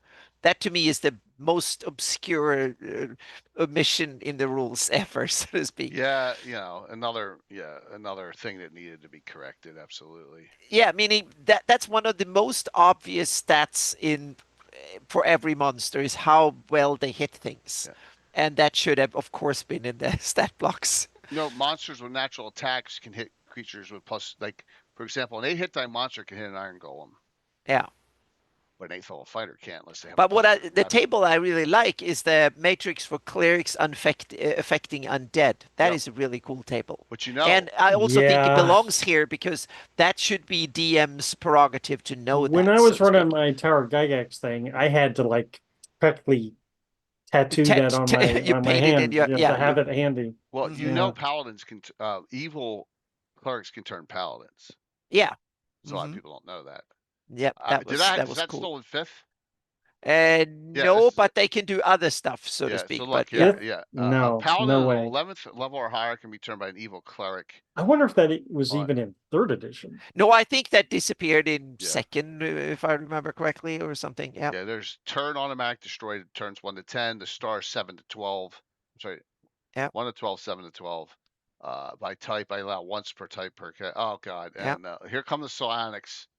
Just oh God! Now we're into strange territory. Yeah, These rules are completely crazy because they don't follow any other way that you do things in D&D. Yeah, it's that and the unarmed combat rules. Those two are the weird ones. They're crazy. They're absolutely crazy. Yep. It's like reading a instruction booklet in a foreign language. So what I do is when a mind flayer is going to sonic blast you all, I'll do a base save. I'll take a look at their intelligence wisdom combined, and I'll do a plus or minus off of it, and that's it. Yeah, plus, this is, I think we tried to use it once or twice just to see if we could make sense out of it, and we gave up and never used it ever. Here's the base saving throws in 1st edition. Once again, it's on the screen. So I have that all cut out and photocopied into this book right here, as you can see, but stuff falls apart. By the way, I did tape up my fumble and critical charts that got ripped. But look at this. So here's as you can see, look at the turn undead thing. It's in half. Oh yeah. Mhm. So when I I copied a lot of stuff Yep. over. Oh, it's nostalgic to see It these is. It things that is. I've been Absolutely. haven't seen looked at Yeah. really this well in 40 years. Yeah. I think if you really want to be a mean DM, it's catastrophic saves against a fireball. Make everything they have on them save. Exactly. Not only yeah. familiars, all the other stuff needs to. It's- Yeah. Mhm. The Yeah. saving throw matrix on the previous page. Yep. Yeah. Um, Mhm. when I was prepping for GaryCon once again this year, I was searching high and low, being a player of 3E and 5E for a very long time. I read the 1E player handbook cover to cover looking for saving throws. Could not find it. I was so frustrated. Oh, because it's They're not in all there. in here. It's in Yep. Dungeon Mhm. Master's Yeah. Guide. Yeah. And it's Yeah, in and- here. And I'm thinking, how yeah. can you make a character if you don't know your saving throws? Yeah. Well, yeah. that's true. Saving and throw and to hit or how to hit things That's are why, all in like, here. you need a master Oh book man. with Yeah. all your stuff in it and Yeah. all. Like, for example, Yeah. I got all the But charts. I agree There with you you, go. Mike, that Yeah. this should be here. in Player's Handbook, of course, and in every later edition, Yeah, all I these don't things are in understand why I that have Player's a wouldn't Handbook. travel be. book. I It's have a just travel one guide chart. too. One chart. Yeah. Yeah. Gary hated Same Paladins reason and that Liberty. monsters hit how well I monsters agree. hit things should be in the monster stat book. Saves, artifacts, and relics. And you got Uh, save. anyhow, the saving throw matrix for items, that little bitty chart Yes. that followed. Oh, I used that so much back in the day. So Disintegrate. much. Disintegrate. I did it if you had a catastrophic fail. This is a chart I feel like I need to, now that we're going through this, I want to adapt that to 5e. That's one I want to Sure. bring back. Yeah. Oh, Yeah. your player's gonna hate you. Yeah. Oh yeah, but Yes. it's that is the Yeah. I agree. It's something that you should use not every time, of course, but special things like Well, dragon breaths and Their adventuring group is called the Ring of Fire. Oh, They love their fireballs. They love their walls of fire. Well, It's do King they 8515 love do one they of love their yours, Mike? treasure too? yeah. Is But King on the other hand, 8515 one of yours, Mike? Yeah, He King. just said no. Yeah. yeah, but for yeah. game balance, it works. This is something that should work Yeah. both ways. Sean knows When what I'm you talking fireball about. a villain, his stuff gets Yeah, don't destroyed destroy too. your treasure. Don't destroy your Exactly. loot. That's the yep. So that's both good and bad because you Yeah, take it's away the bad. stuff for the It's all villain, but bad. that was no, it's not all bad. I think it's Well, you know what I'm saying. It's like, oh my gosh. So like, I love this where the warrior jumps up on the wizard because of the rust monster. Yeah. All right. Combat table progression. Yes. So we do it on the combat table progression. Every other 20 is a -1 to hit as it goes up that combat table. Yeah. All right. Morale. Effects of alcohol and drugs. Yes. There we Now go. we're talking. Now my friends are tuning in. Yes.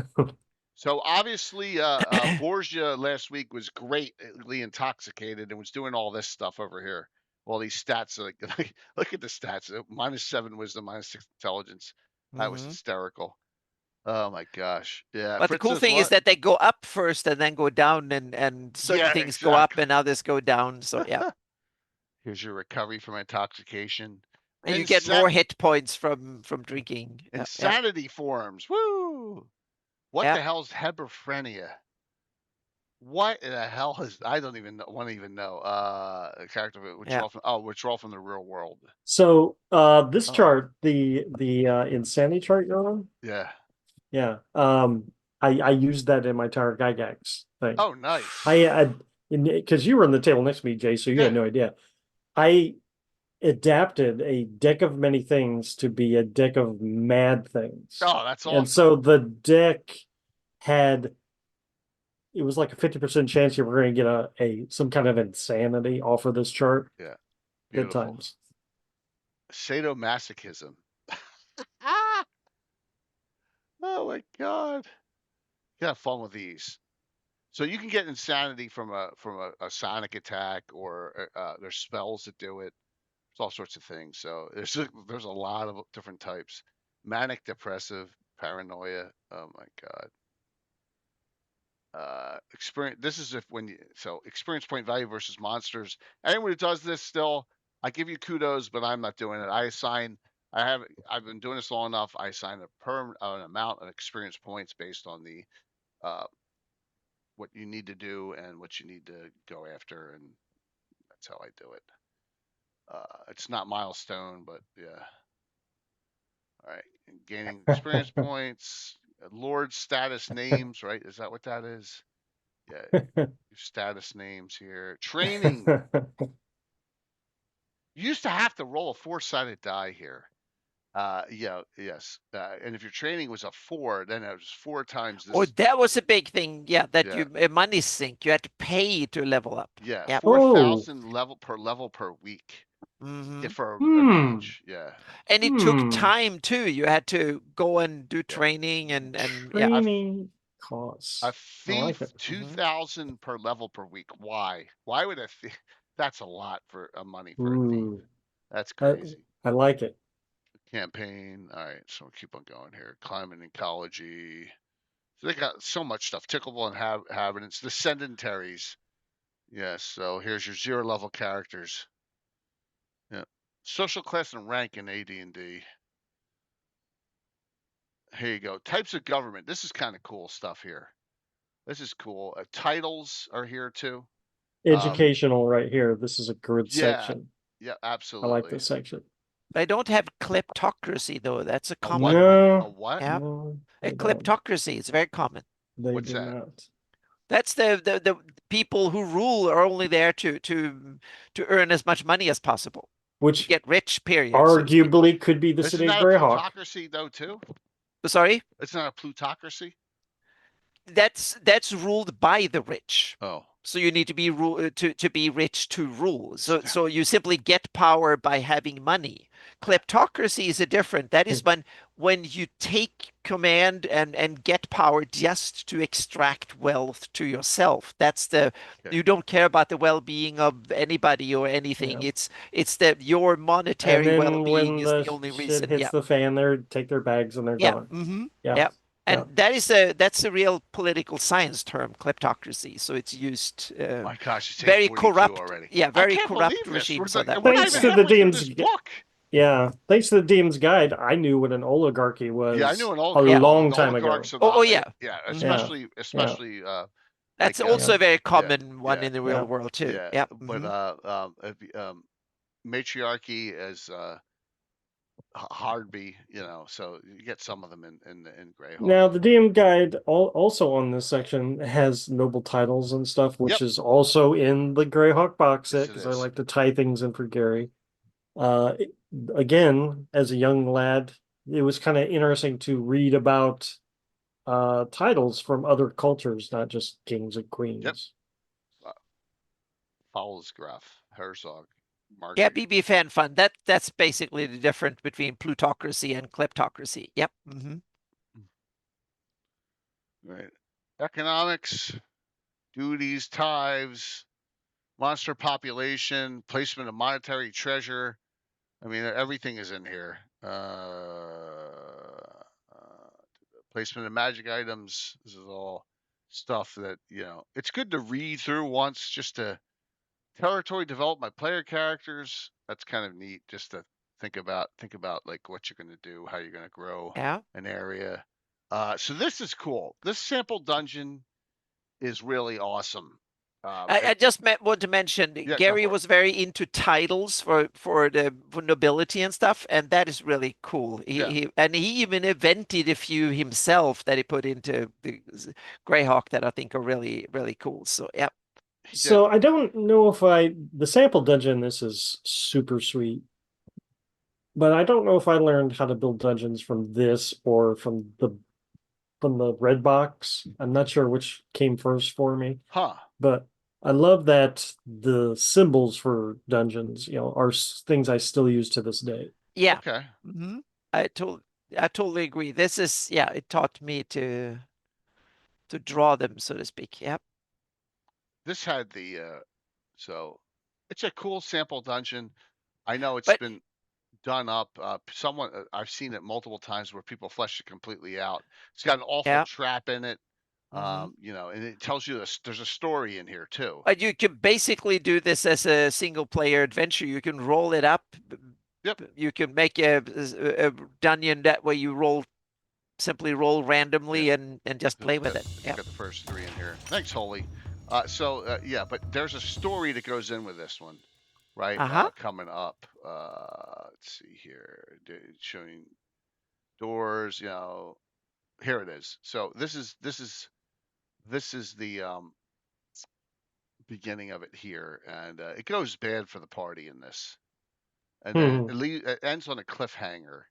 So it's pretty cool. It's a cool thing. Look, they go through this a long time, all the way. Poor gnome. Gnomes always get the worst. But yeah, so there you go, and that's So read that, and you're like, wow, that's cool. They did a really good job for it. I read that multiple times. Get the feel of dread. How to get the feel of dread in the game, right? More stuff. So all of a sudden, more stuff on non-player characters. Like, why here, right? Just more facts and traits on non-player characters when they had it earlier. But like, this is a lot. You can develop a character up just by rolling die 8s. Why die 8s? I don't know. But this is the kind of stuff that I thrived on in 3rd edition. Okay. Trait charts for building your random NPCs, so that when your players put you on the spot, you'll be like, he has a wart on his nose. Yeah. That kind of stuff. So this was, once we got Rogues Gallery, we never went back here. Right? It was like, oh, Rogues Gallery is the greatest book ever. Right? Because they're all made up, just a ton of them. Xenopus. When did Xenopus come out? When did Tower of Xenopus come out? Much later, if I remember correctly. But yeah, must have been much later, I think. Yeah. Yeah, but it was in one of them. Was it Holmes? No. Tower of Xenopus is in Holmes? No. Holmes has either B1 or B2 in it. No. Holmes originally had B1 in it. They switched it to B2, which first round of them had B1s, and then they're like, you got to assign all the locations for all the monsters. So they went B2, had a little bit more of a story, and B2 was way more popular. All right, so this is cool here. Hiring non-player characters to cast spells. Oh, you never seen this one, Mike? No, I have seen this one. My players better close their eyes because divination spell, 1,000 gold pieces. Oh yeah. Oh man, another reason for your character to stay home. Yeah, restorations 10,000 plus a like amount per experience level of the recipient. That's like the most expensive spell there is. So if you have an 8th level character, it's 90,000 gold. It's crazy. Yeah. A Gates 50. What's resurrection? Resurrection's not even on here. Raised Dead is 500 plus level is around 5,000. Regenerate is 15. Yeah. So you get those down. Yep. That's some money making right there. It wants some money, getting money drained. Yeah, draining. Non-human troops. So there you go, with strong leaders. This is a cool chart, humanoid racial preferences table. Now this is in Player's Handbook for demi-humans on them, but this is a really good chart showing the preferences for each of them against others, So notice that bugbears really get along very well with goblins, but they really don't like hobgoblins. Yeah. And not very many people bully around ogres or trolls on this list. Yeah. Underground construction and siege equipment. Look at this. You could build your own. Look at go shopping. Arrow slits. So this chart right here, we're on page 107. Yeah. This one is I often referred to back in the day, still to this day, and I always feel a sense of accomplishment if I can open the book straight to this part, because we're kind of almost to the middle of the book, and we used to talk about money drain. This is the chart that I drained my players' money on, was building castles. Yeah. Well, yeah, you You should. start like you're like when they go to a real builder and they start adding things Yeah. and then you get a huge bill. Here's your bill. Yeah. Yeah. Hmm. I love this chart. Yeah, it's really yeah. And then in second edition, there was like the castle guide or something like Castle, that. yeah, You know, castle guide, yeah, yeah, in castles. later Yeah. editions, they had a variation Castle of this. sites and Yeah, in castles. third There was two edition, of they them. Yeah. had a book where you had Yeah. all the magic ones, so you can get mortar Yeah. that withstood the fire and acid or Right. whatever it Oh, was and we stuff s- like that. Yeah. Here, We used to spend time doing floor plans and using this Mhm. chart. Yeah. Yep. here are the siege equipment too. Yep. Your catapults, your your trebuchets and stuff. And here's Mhm. the damage they do. And Right. War Machine. Yep. Hmm. So the siege attack value chart was also very instrumental in my ship-based campaigns because I Oh. think Right. I was Siege. trying to marry, I don't know if it's in here, but I was trying to marry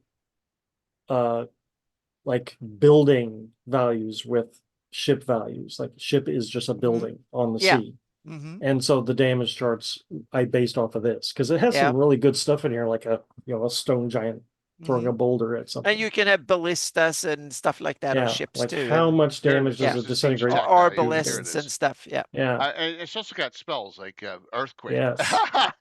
Yeah, Use clenched that's important fist. to know. Lightning bolts. Yeah, fireballs don't do much. They do only to wood. Yeah. Horn of blasting, really nasty. How much that does. Golems, stone and iron, giants.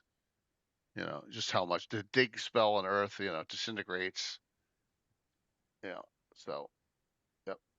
For a bunch Yeah, of this is missiles. Yeah. Yeah, pretty. It's good there. And yeah, you could convert that over definitely to ship combat too with some of them. just to rewind a little on the construction thing too. Yep. The part where it talks about the different races and how much they can dig. Yeah. Really, also that's another thing I'd love to do was mines, and Right here. I know you guys did without me a while back the Dungeoneer Survival Guide. Yep. For mines, that's my gold standard. Oh, cool. But Okay. between that book and this book, yeah, you need to know how fast you can dig. Well, as you can see, stone giants are the best by far. So, dwarf and hobgoblin are the same. I didn't realize hobgoblins are very good. Then all the giants above that. All right. I'm trying to get to something really handling troublesome players. All right, here's rolling the dice, handling troublesome players, integration of experience or new players into existing campaign, multiple characters for a single player. Mm-hmm. Yeah, we do that. Intervention by deities is an interesting one. Yep. So look at this. Six guns and sorcery. Read this though. In my own Greyhawk campaign, this is Gary. There have been 9 demigods, 3 demon lords, and a handful of Norse and other gods involved in intervention, and twice the powers of the infernal region have come at the mention of a certain name. So there you go. So that's Gary's campaign. He had a lot of god interaction. Well, they did all sorts of stuff. They tested their way around. Yep. Yes, Boot Hill character conversions. Yep. If you ever want to shoot guns, Yep. Boot Hill character conversions. I think there's other ones here too. Well, they had to cross-pollinate their products so they could sell more. But this is like, that's wow. understandable. You bring your shotgun into D&D. Oh my, dynamite per stick. Yeah. Who would do such a thing? The ever mysterious Tim would do such a thing. Oh yeah, Kuntz was notorious for it. Yeah, you're right. All right, there you go. So that's all. That is Gamma World conversions. There you go. You want your laser things and stuff. Yeah. Yeah. So you got conversions there. All right. Mutants and magic. Alpha, yep. But I forgot that they had mutants and magic in Gamma World and Boot Hill and stuff, but it makes sense. Yep. Creation of holy, unholy water. Here's your font vials, receptacles, so you can create holy water. Spell research is in here too. Woo. So, yep. They covered everything in here. Potion manufacturing is here. It's getting Yeah. all right. So this is what A we're lot getting of to. crafting it was in here. Here is so this chart I have, and I have a supplemental chart. Here we go. This is all ingredients for certain potions. So if we go to extra healing, troll blood or hair of a saint. We're not getting the hair of a saint anytime. Just troll blood.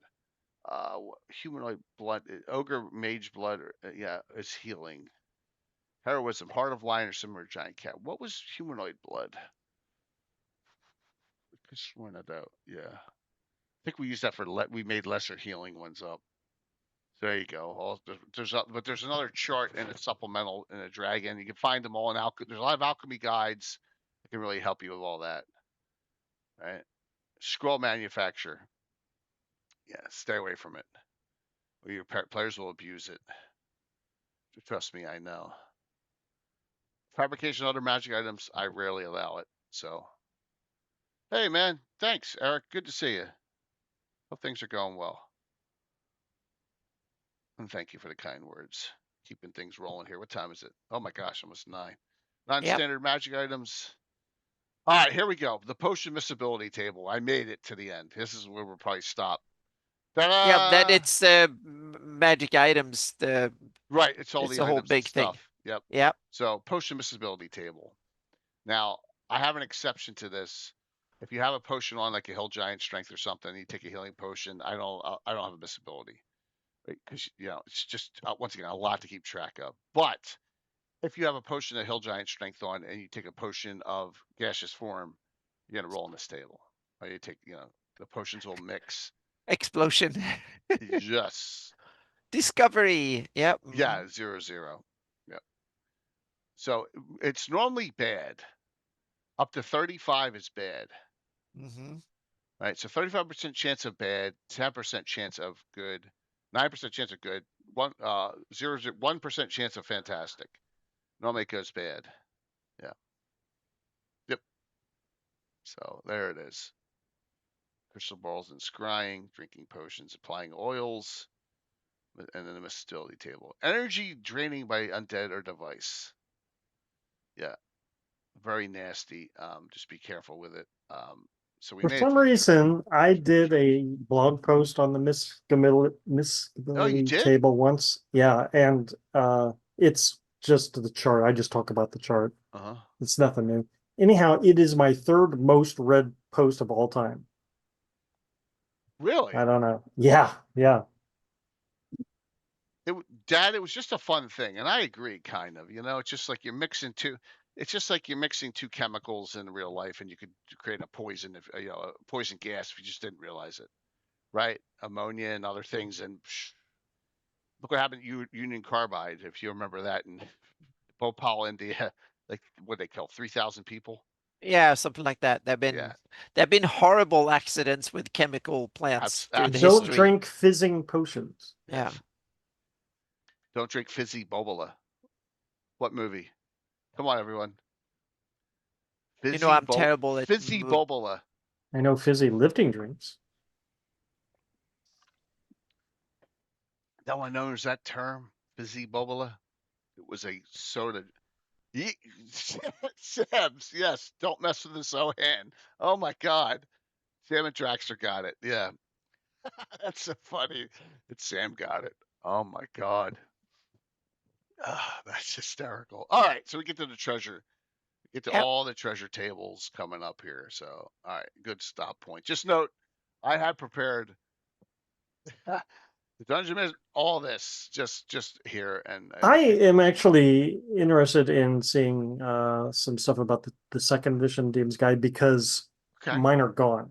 I don't know what happened to them. I think we just played them to pieces, and I have not looked at the second edition Dave's Guide in forever. I haven't looked in a long time either, but yeah, so it's fun to go back. So we should put a pin in this and then go back to it in the not too distant future. When we have something, when I'm asking Mike and we don't have a topic, I'll just we have second edition and we have third edition and later editions to go over. So yeah, fourth and fifth, and then there's 5.5. Third, and we have third and 3.5. Those were different. I have them all here. Yep, I have them good. all here. Awesome. I mean, I like my 3.5 book. Yes. It's okay. I love the cover is the best one ever. Yeah, Oh, you like that purplish it blue is good cover for it? cover. Yeah. No, It's it has the an globe. earth. You have It's an the, earth globe on Oh. it. Oh. yeah.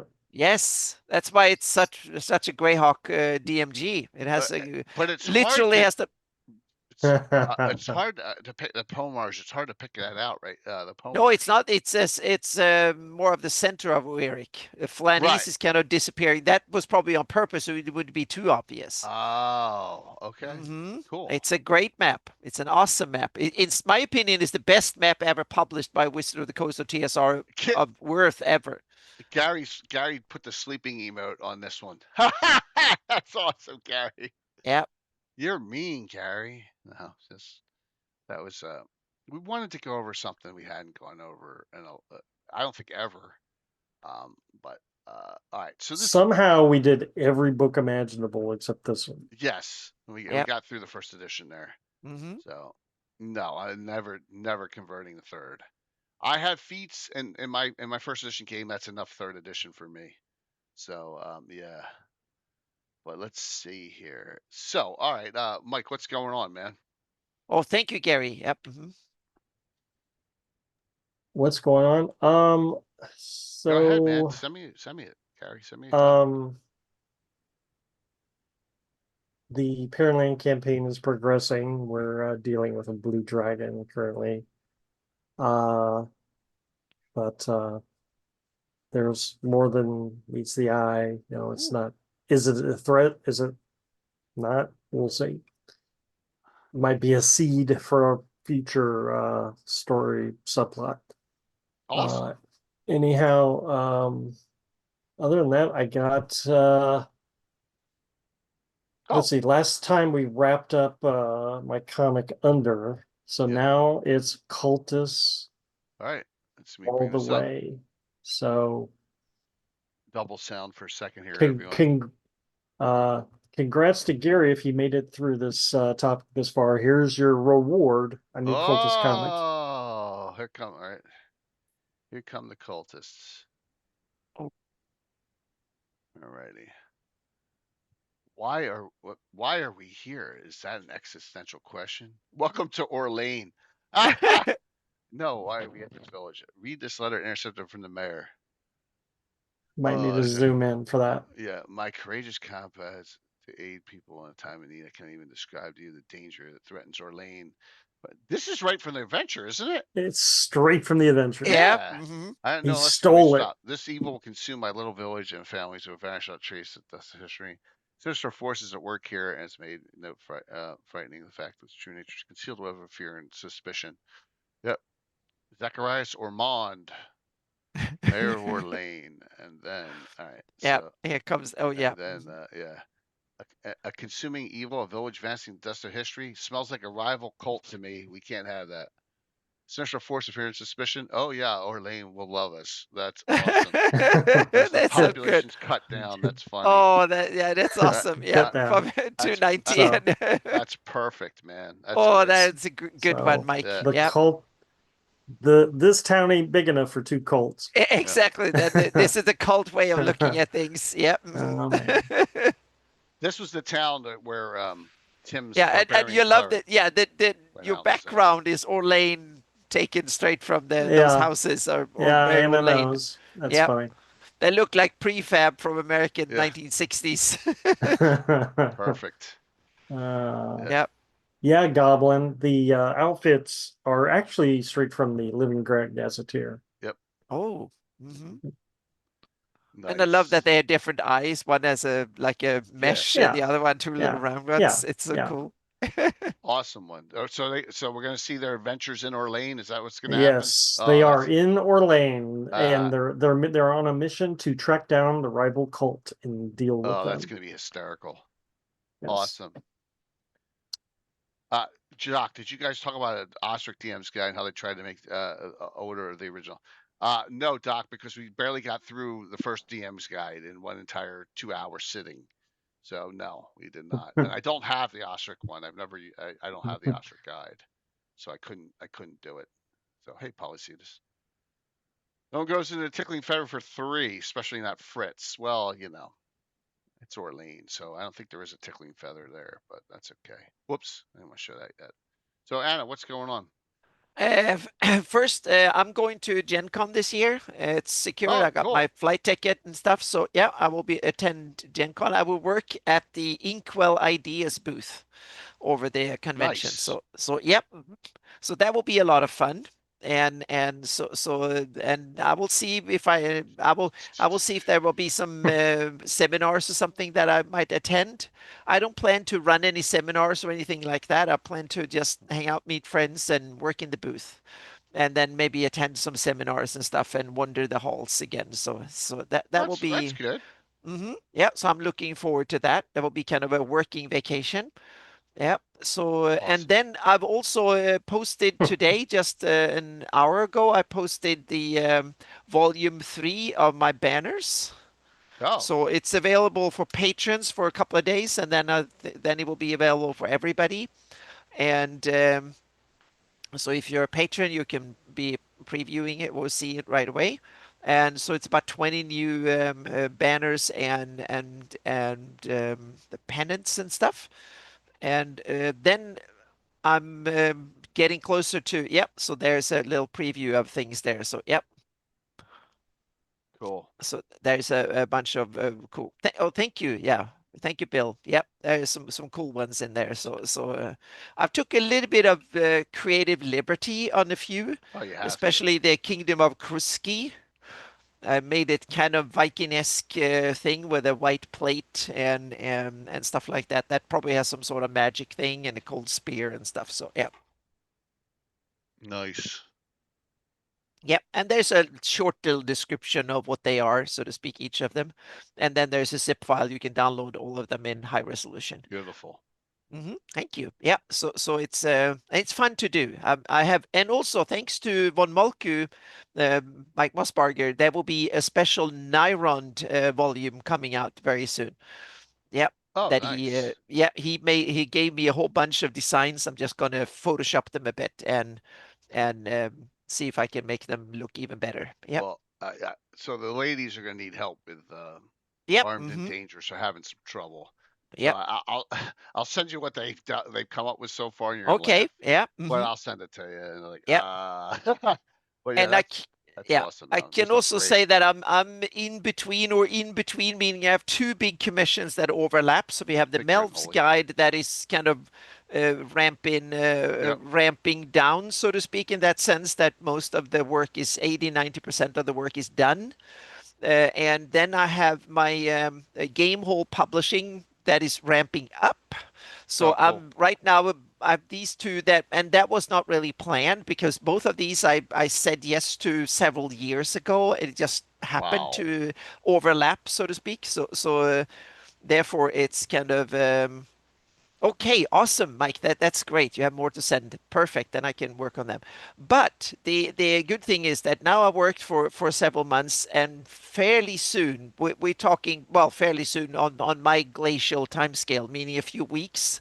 I will have some really cool stuff to show. I have some Awesome. technical articles I'm going to put up about how I make my new generation of maps, and we will have a first kind of real look at the new generation of Greyhawk maps. But the results are, in my opinion, they were better than I thought they would be, and it's really cool. So it's coming.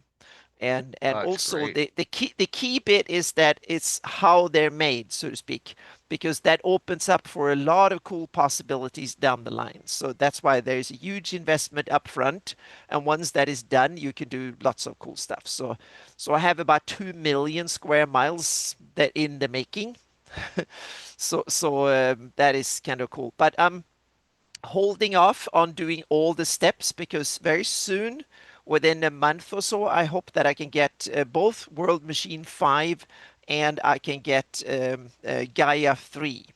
And both of them might make it a lot better and a lot faster. So I'm not going to sit down and work really hard on something I might be able to do both better and faster within a month. So that's why I'm holding off. So I'm doing some of the work in some areas and really nailing down some of it that I really want to, that I already have defined, so to speak. But there is the basic of the first steps of a lot of areas. So this is really, really cool. So it's going to, yeah, I think it blows the socks off a lot of people when I start showing this because it looks really, really cool. Yeah. So You want? that's what's going on, and I will be on Friday as well.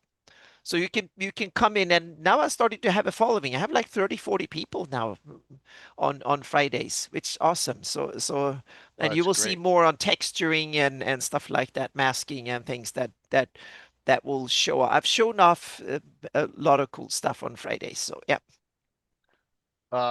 Okay. So just I want to note that for some of you, Oh, you don't know, Mike Disney's fallen on seriously hard times. There's a GoFundMe on the Cannon Fire Discord under Yeah. Yeah, Jeremy, we need off topic. to see each other All right. at Gen Con. Yep. So if you can, if there's something you can do for him, check it out, Uh-oh. please. Yeah. Yeah. Don't know much about go into much detail on it, but yeah, just check it out, please. Okay. Mm-hmm. All right. And if you Enoch Pratt is the one who set it up. Tim O'Donnell, if you know Enoch Pratt, he's in Yeah. regular. So okay. All right. Oh, what's that? That's just something. That's a shield with a tongue. So Mm-hmm. tomorrow night, Armed and Dangerous. The Mongrels of the Putrid Tongue are back. So here we go. It'll be a fun time. Tiffany, Myriad, Show Me the Dice, Amanda, Gianna Cherry Blossom, my buddy Tom will be playing in it, and I'll have Mitchell Sharp as the NPC, and the Black Oak Workshop Dice giveaway. And also, Craig's got another whole box of more goodies coming to me. I'm supposed to get them tomorrow or Friday. That'll be that's a 2-weeker. This is part 1, 2 weeks. Saturday, yes, Saturday morning at 11. No title yet. I'll get the characters together, but we have Myriad, we have Rob, Phantom NJ, we have Korg, and back for the first time in a couple of years, we have Tea Time with Taryn playing again on Saturday at 11. All right, so that'll be a fun one. She'll be back with, I think, her Paladin. Get that character dusted off. Really, you got a really nice miniature for that. So, yep, and that'll be Saturday at 11. All right, so that'll be this weekend. And we'll have a Gabbard on Sunday. I'll open this up on Sunday. All right, let's see what's inside this. I mean, this thing is so heavy. The Achliath that Ed did. Yeah, we'll open this sucker up on Sunday amongst whatever the topic we have. All righty. Taryn is playing, Rob. Yes, she is. Saturday morning. Yep, it's been a while, so go easy on her, but it'll be good. Yeah, she's got a really good paladin character. She has a long light crossbow of distance too, so she can shoot real far away. All right, so for tonight's, you get your choice of 2. Yeah. Summer's here. It's gonna be a lot. Yeah. Oh, you play in Traveler during the summer? That's Ollie cool. is. Yeah. Yeah. Traveler was so enticing in those days. All those little booklets. Remember, Anna, back in the day. Oh yeah, we played It Traveler was all die 6 frequently too, for a few years, and then I fell in love with fantasy much more than sci-fi, but sci-fi was very much my first love. Yeah. Yeah. I always said that Josh Whedon, who always saw something he stole from. You know, Buffy has a lot of D&D in it, but like Firefly is Traveler. It's he basically stole it right from the Traveler ideas. But all good. Yeah. All right, here we go. Let's do the so we got that. We got 2 great games this Thursday night, tomorrow night, and Saturday. All right, see who wins. Get your choice of 2. Let's call exclamation point drawing to get in. I'll wait 10 seconds, and then we're gonna not a lot of stream channel people on, but I think I'm gonna raid into I'll raid into Game Master Eric. Why not? Eric was part of our fundraiser. So by the way, if you saw that post I did, I got a Tiltify thing acknowledgement. I was in the top 300 of all donators on Tiltify in 2025. So it doesn't count this Wow. year's. Yeah, and that doesn't. Yeah, so some of the others, like Rob, you may have gotten it too, because you had a That's lot on there. great. Just Yeah. So yeah, that was Good job. so 2 Yeah. years in a row we've gotten in the top 300. So thanks. Yep, for Tiltify. So yep. Here we go. All right, closing it out and let's see who wins. Tomorrow night, Black Oak Dice. The winner tonight is Mandy. Congrats. Cool. All right, Mandy. So, have you gotten treasures yet? If you don't have treasures, I'm going to give you the World of Greyhawk Gazetteer Revised. And what adventure? Oh, why don't we give you what Mike's Cultists is doing? Mm-hmm. N1, right? Oh, yeah. Yes. So treasures. If you don't have treasures of Greyhawk yet, I'm going to give you treasures and then one. All right. Sound good? Hey, Pat. Yeah, I know. Part you did that. You also did the help do the thing for Mike Disney. Thank you. You and yep. All right. Gotcha. So Mandy, I'll send them out tomorrow. Treasures and Cult of the Reptile Guide for you. And so we'll see you all. See you all tomorrow night at 7. Part 1 of a 2-parter. Oh. Yeah, 10 seconds. So Happy Springs is back on the table. Let me just show you real quick. We're ready to roll. Lots of cool stuff here. 10 seconds. Shoot, I should have done that earlier. I apologize. Oh no, I didn't upload them from my iPad yet. So nope, they're not on the machine yet. So can't do it. You'll see the terrain tomorrow. Alrighty, we'll see you all. See you all tomorrow night. All right. Say hi to Eric for me, and we'll enjoy the rest of the night. Anna, Mike, thanks. Fun times. Thank you, and thank you everyone for watching. Gary says he's going to give us a better topic, so for next week. So there you go. Cool. So we'll wait for Gary to send it. Yep. And then we'll do it. So Gary, if it's a good topic, we'll do it. Absolutely. So we'll see you all. See you all soon. Thank you both. Boom. Of course. Stay there. It's a huge rate here. Pushing into the wrong button. My brain shuts off half the time. Like, what am I doing?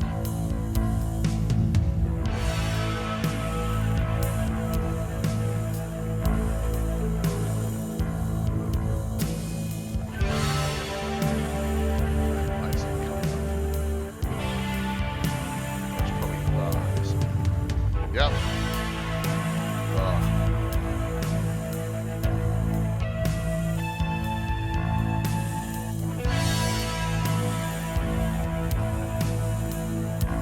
Alrighty. 5, 4, 3, 2, 1. See you tomorrow night. 74 is a good number. Yeah, that's good. Yeah.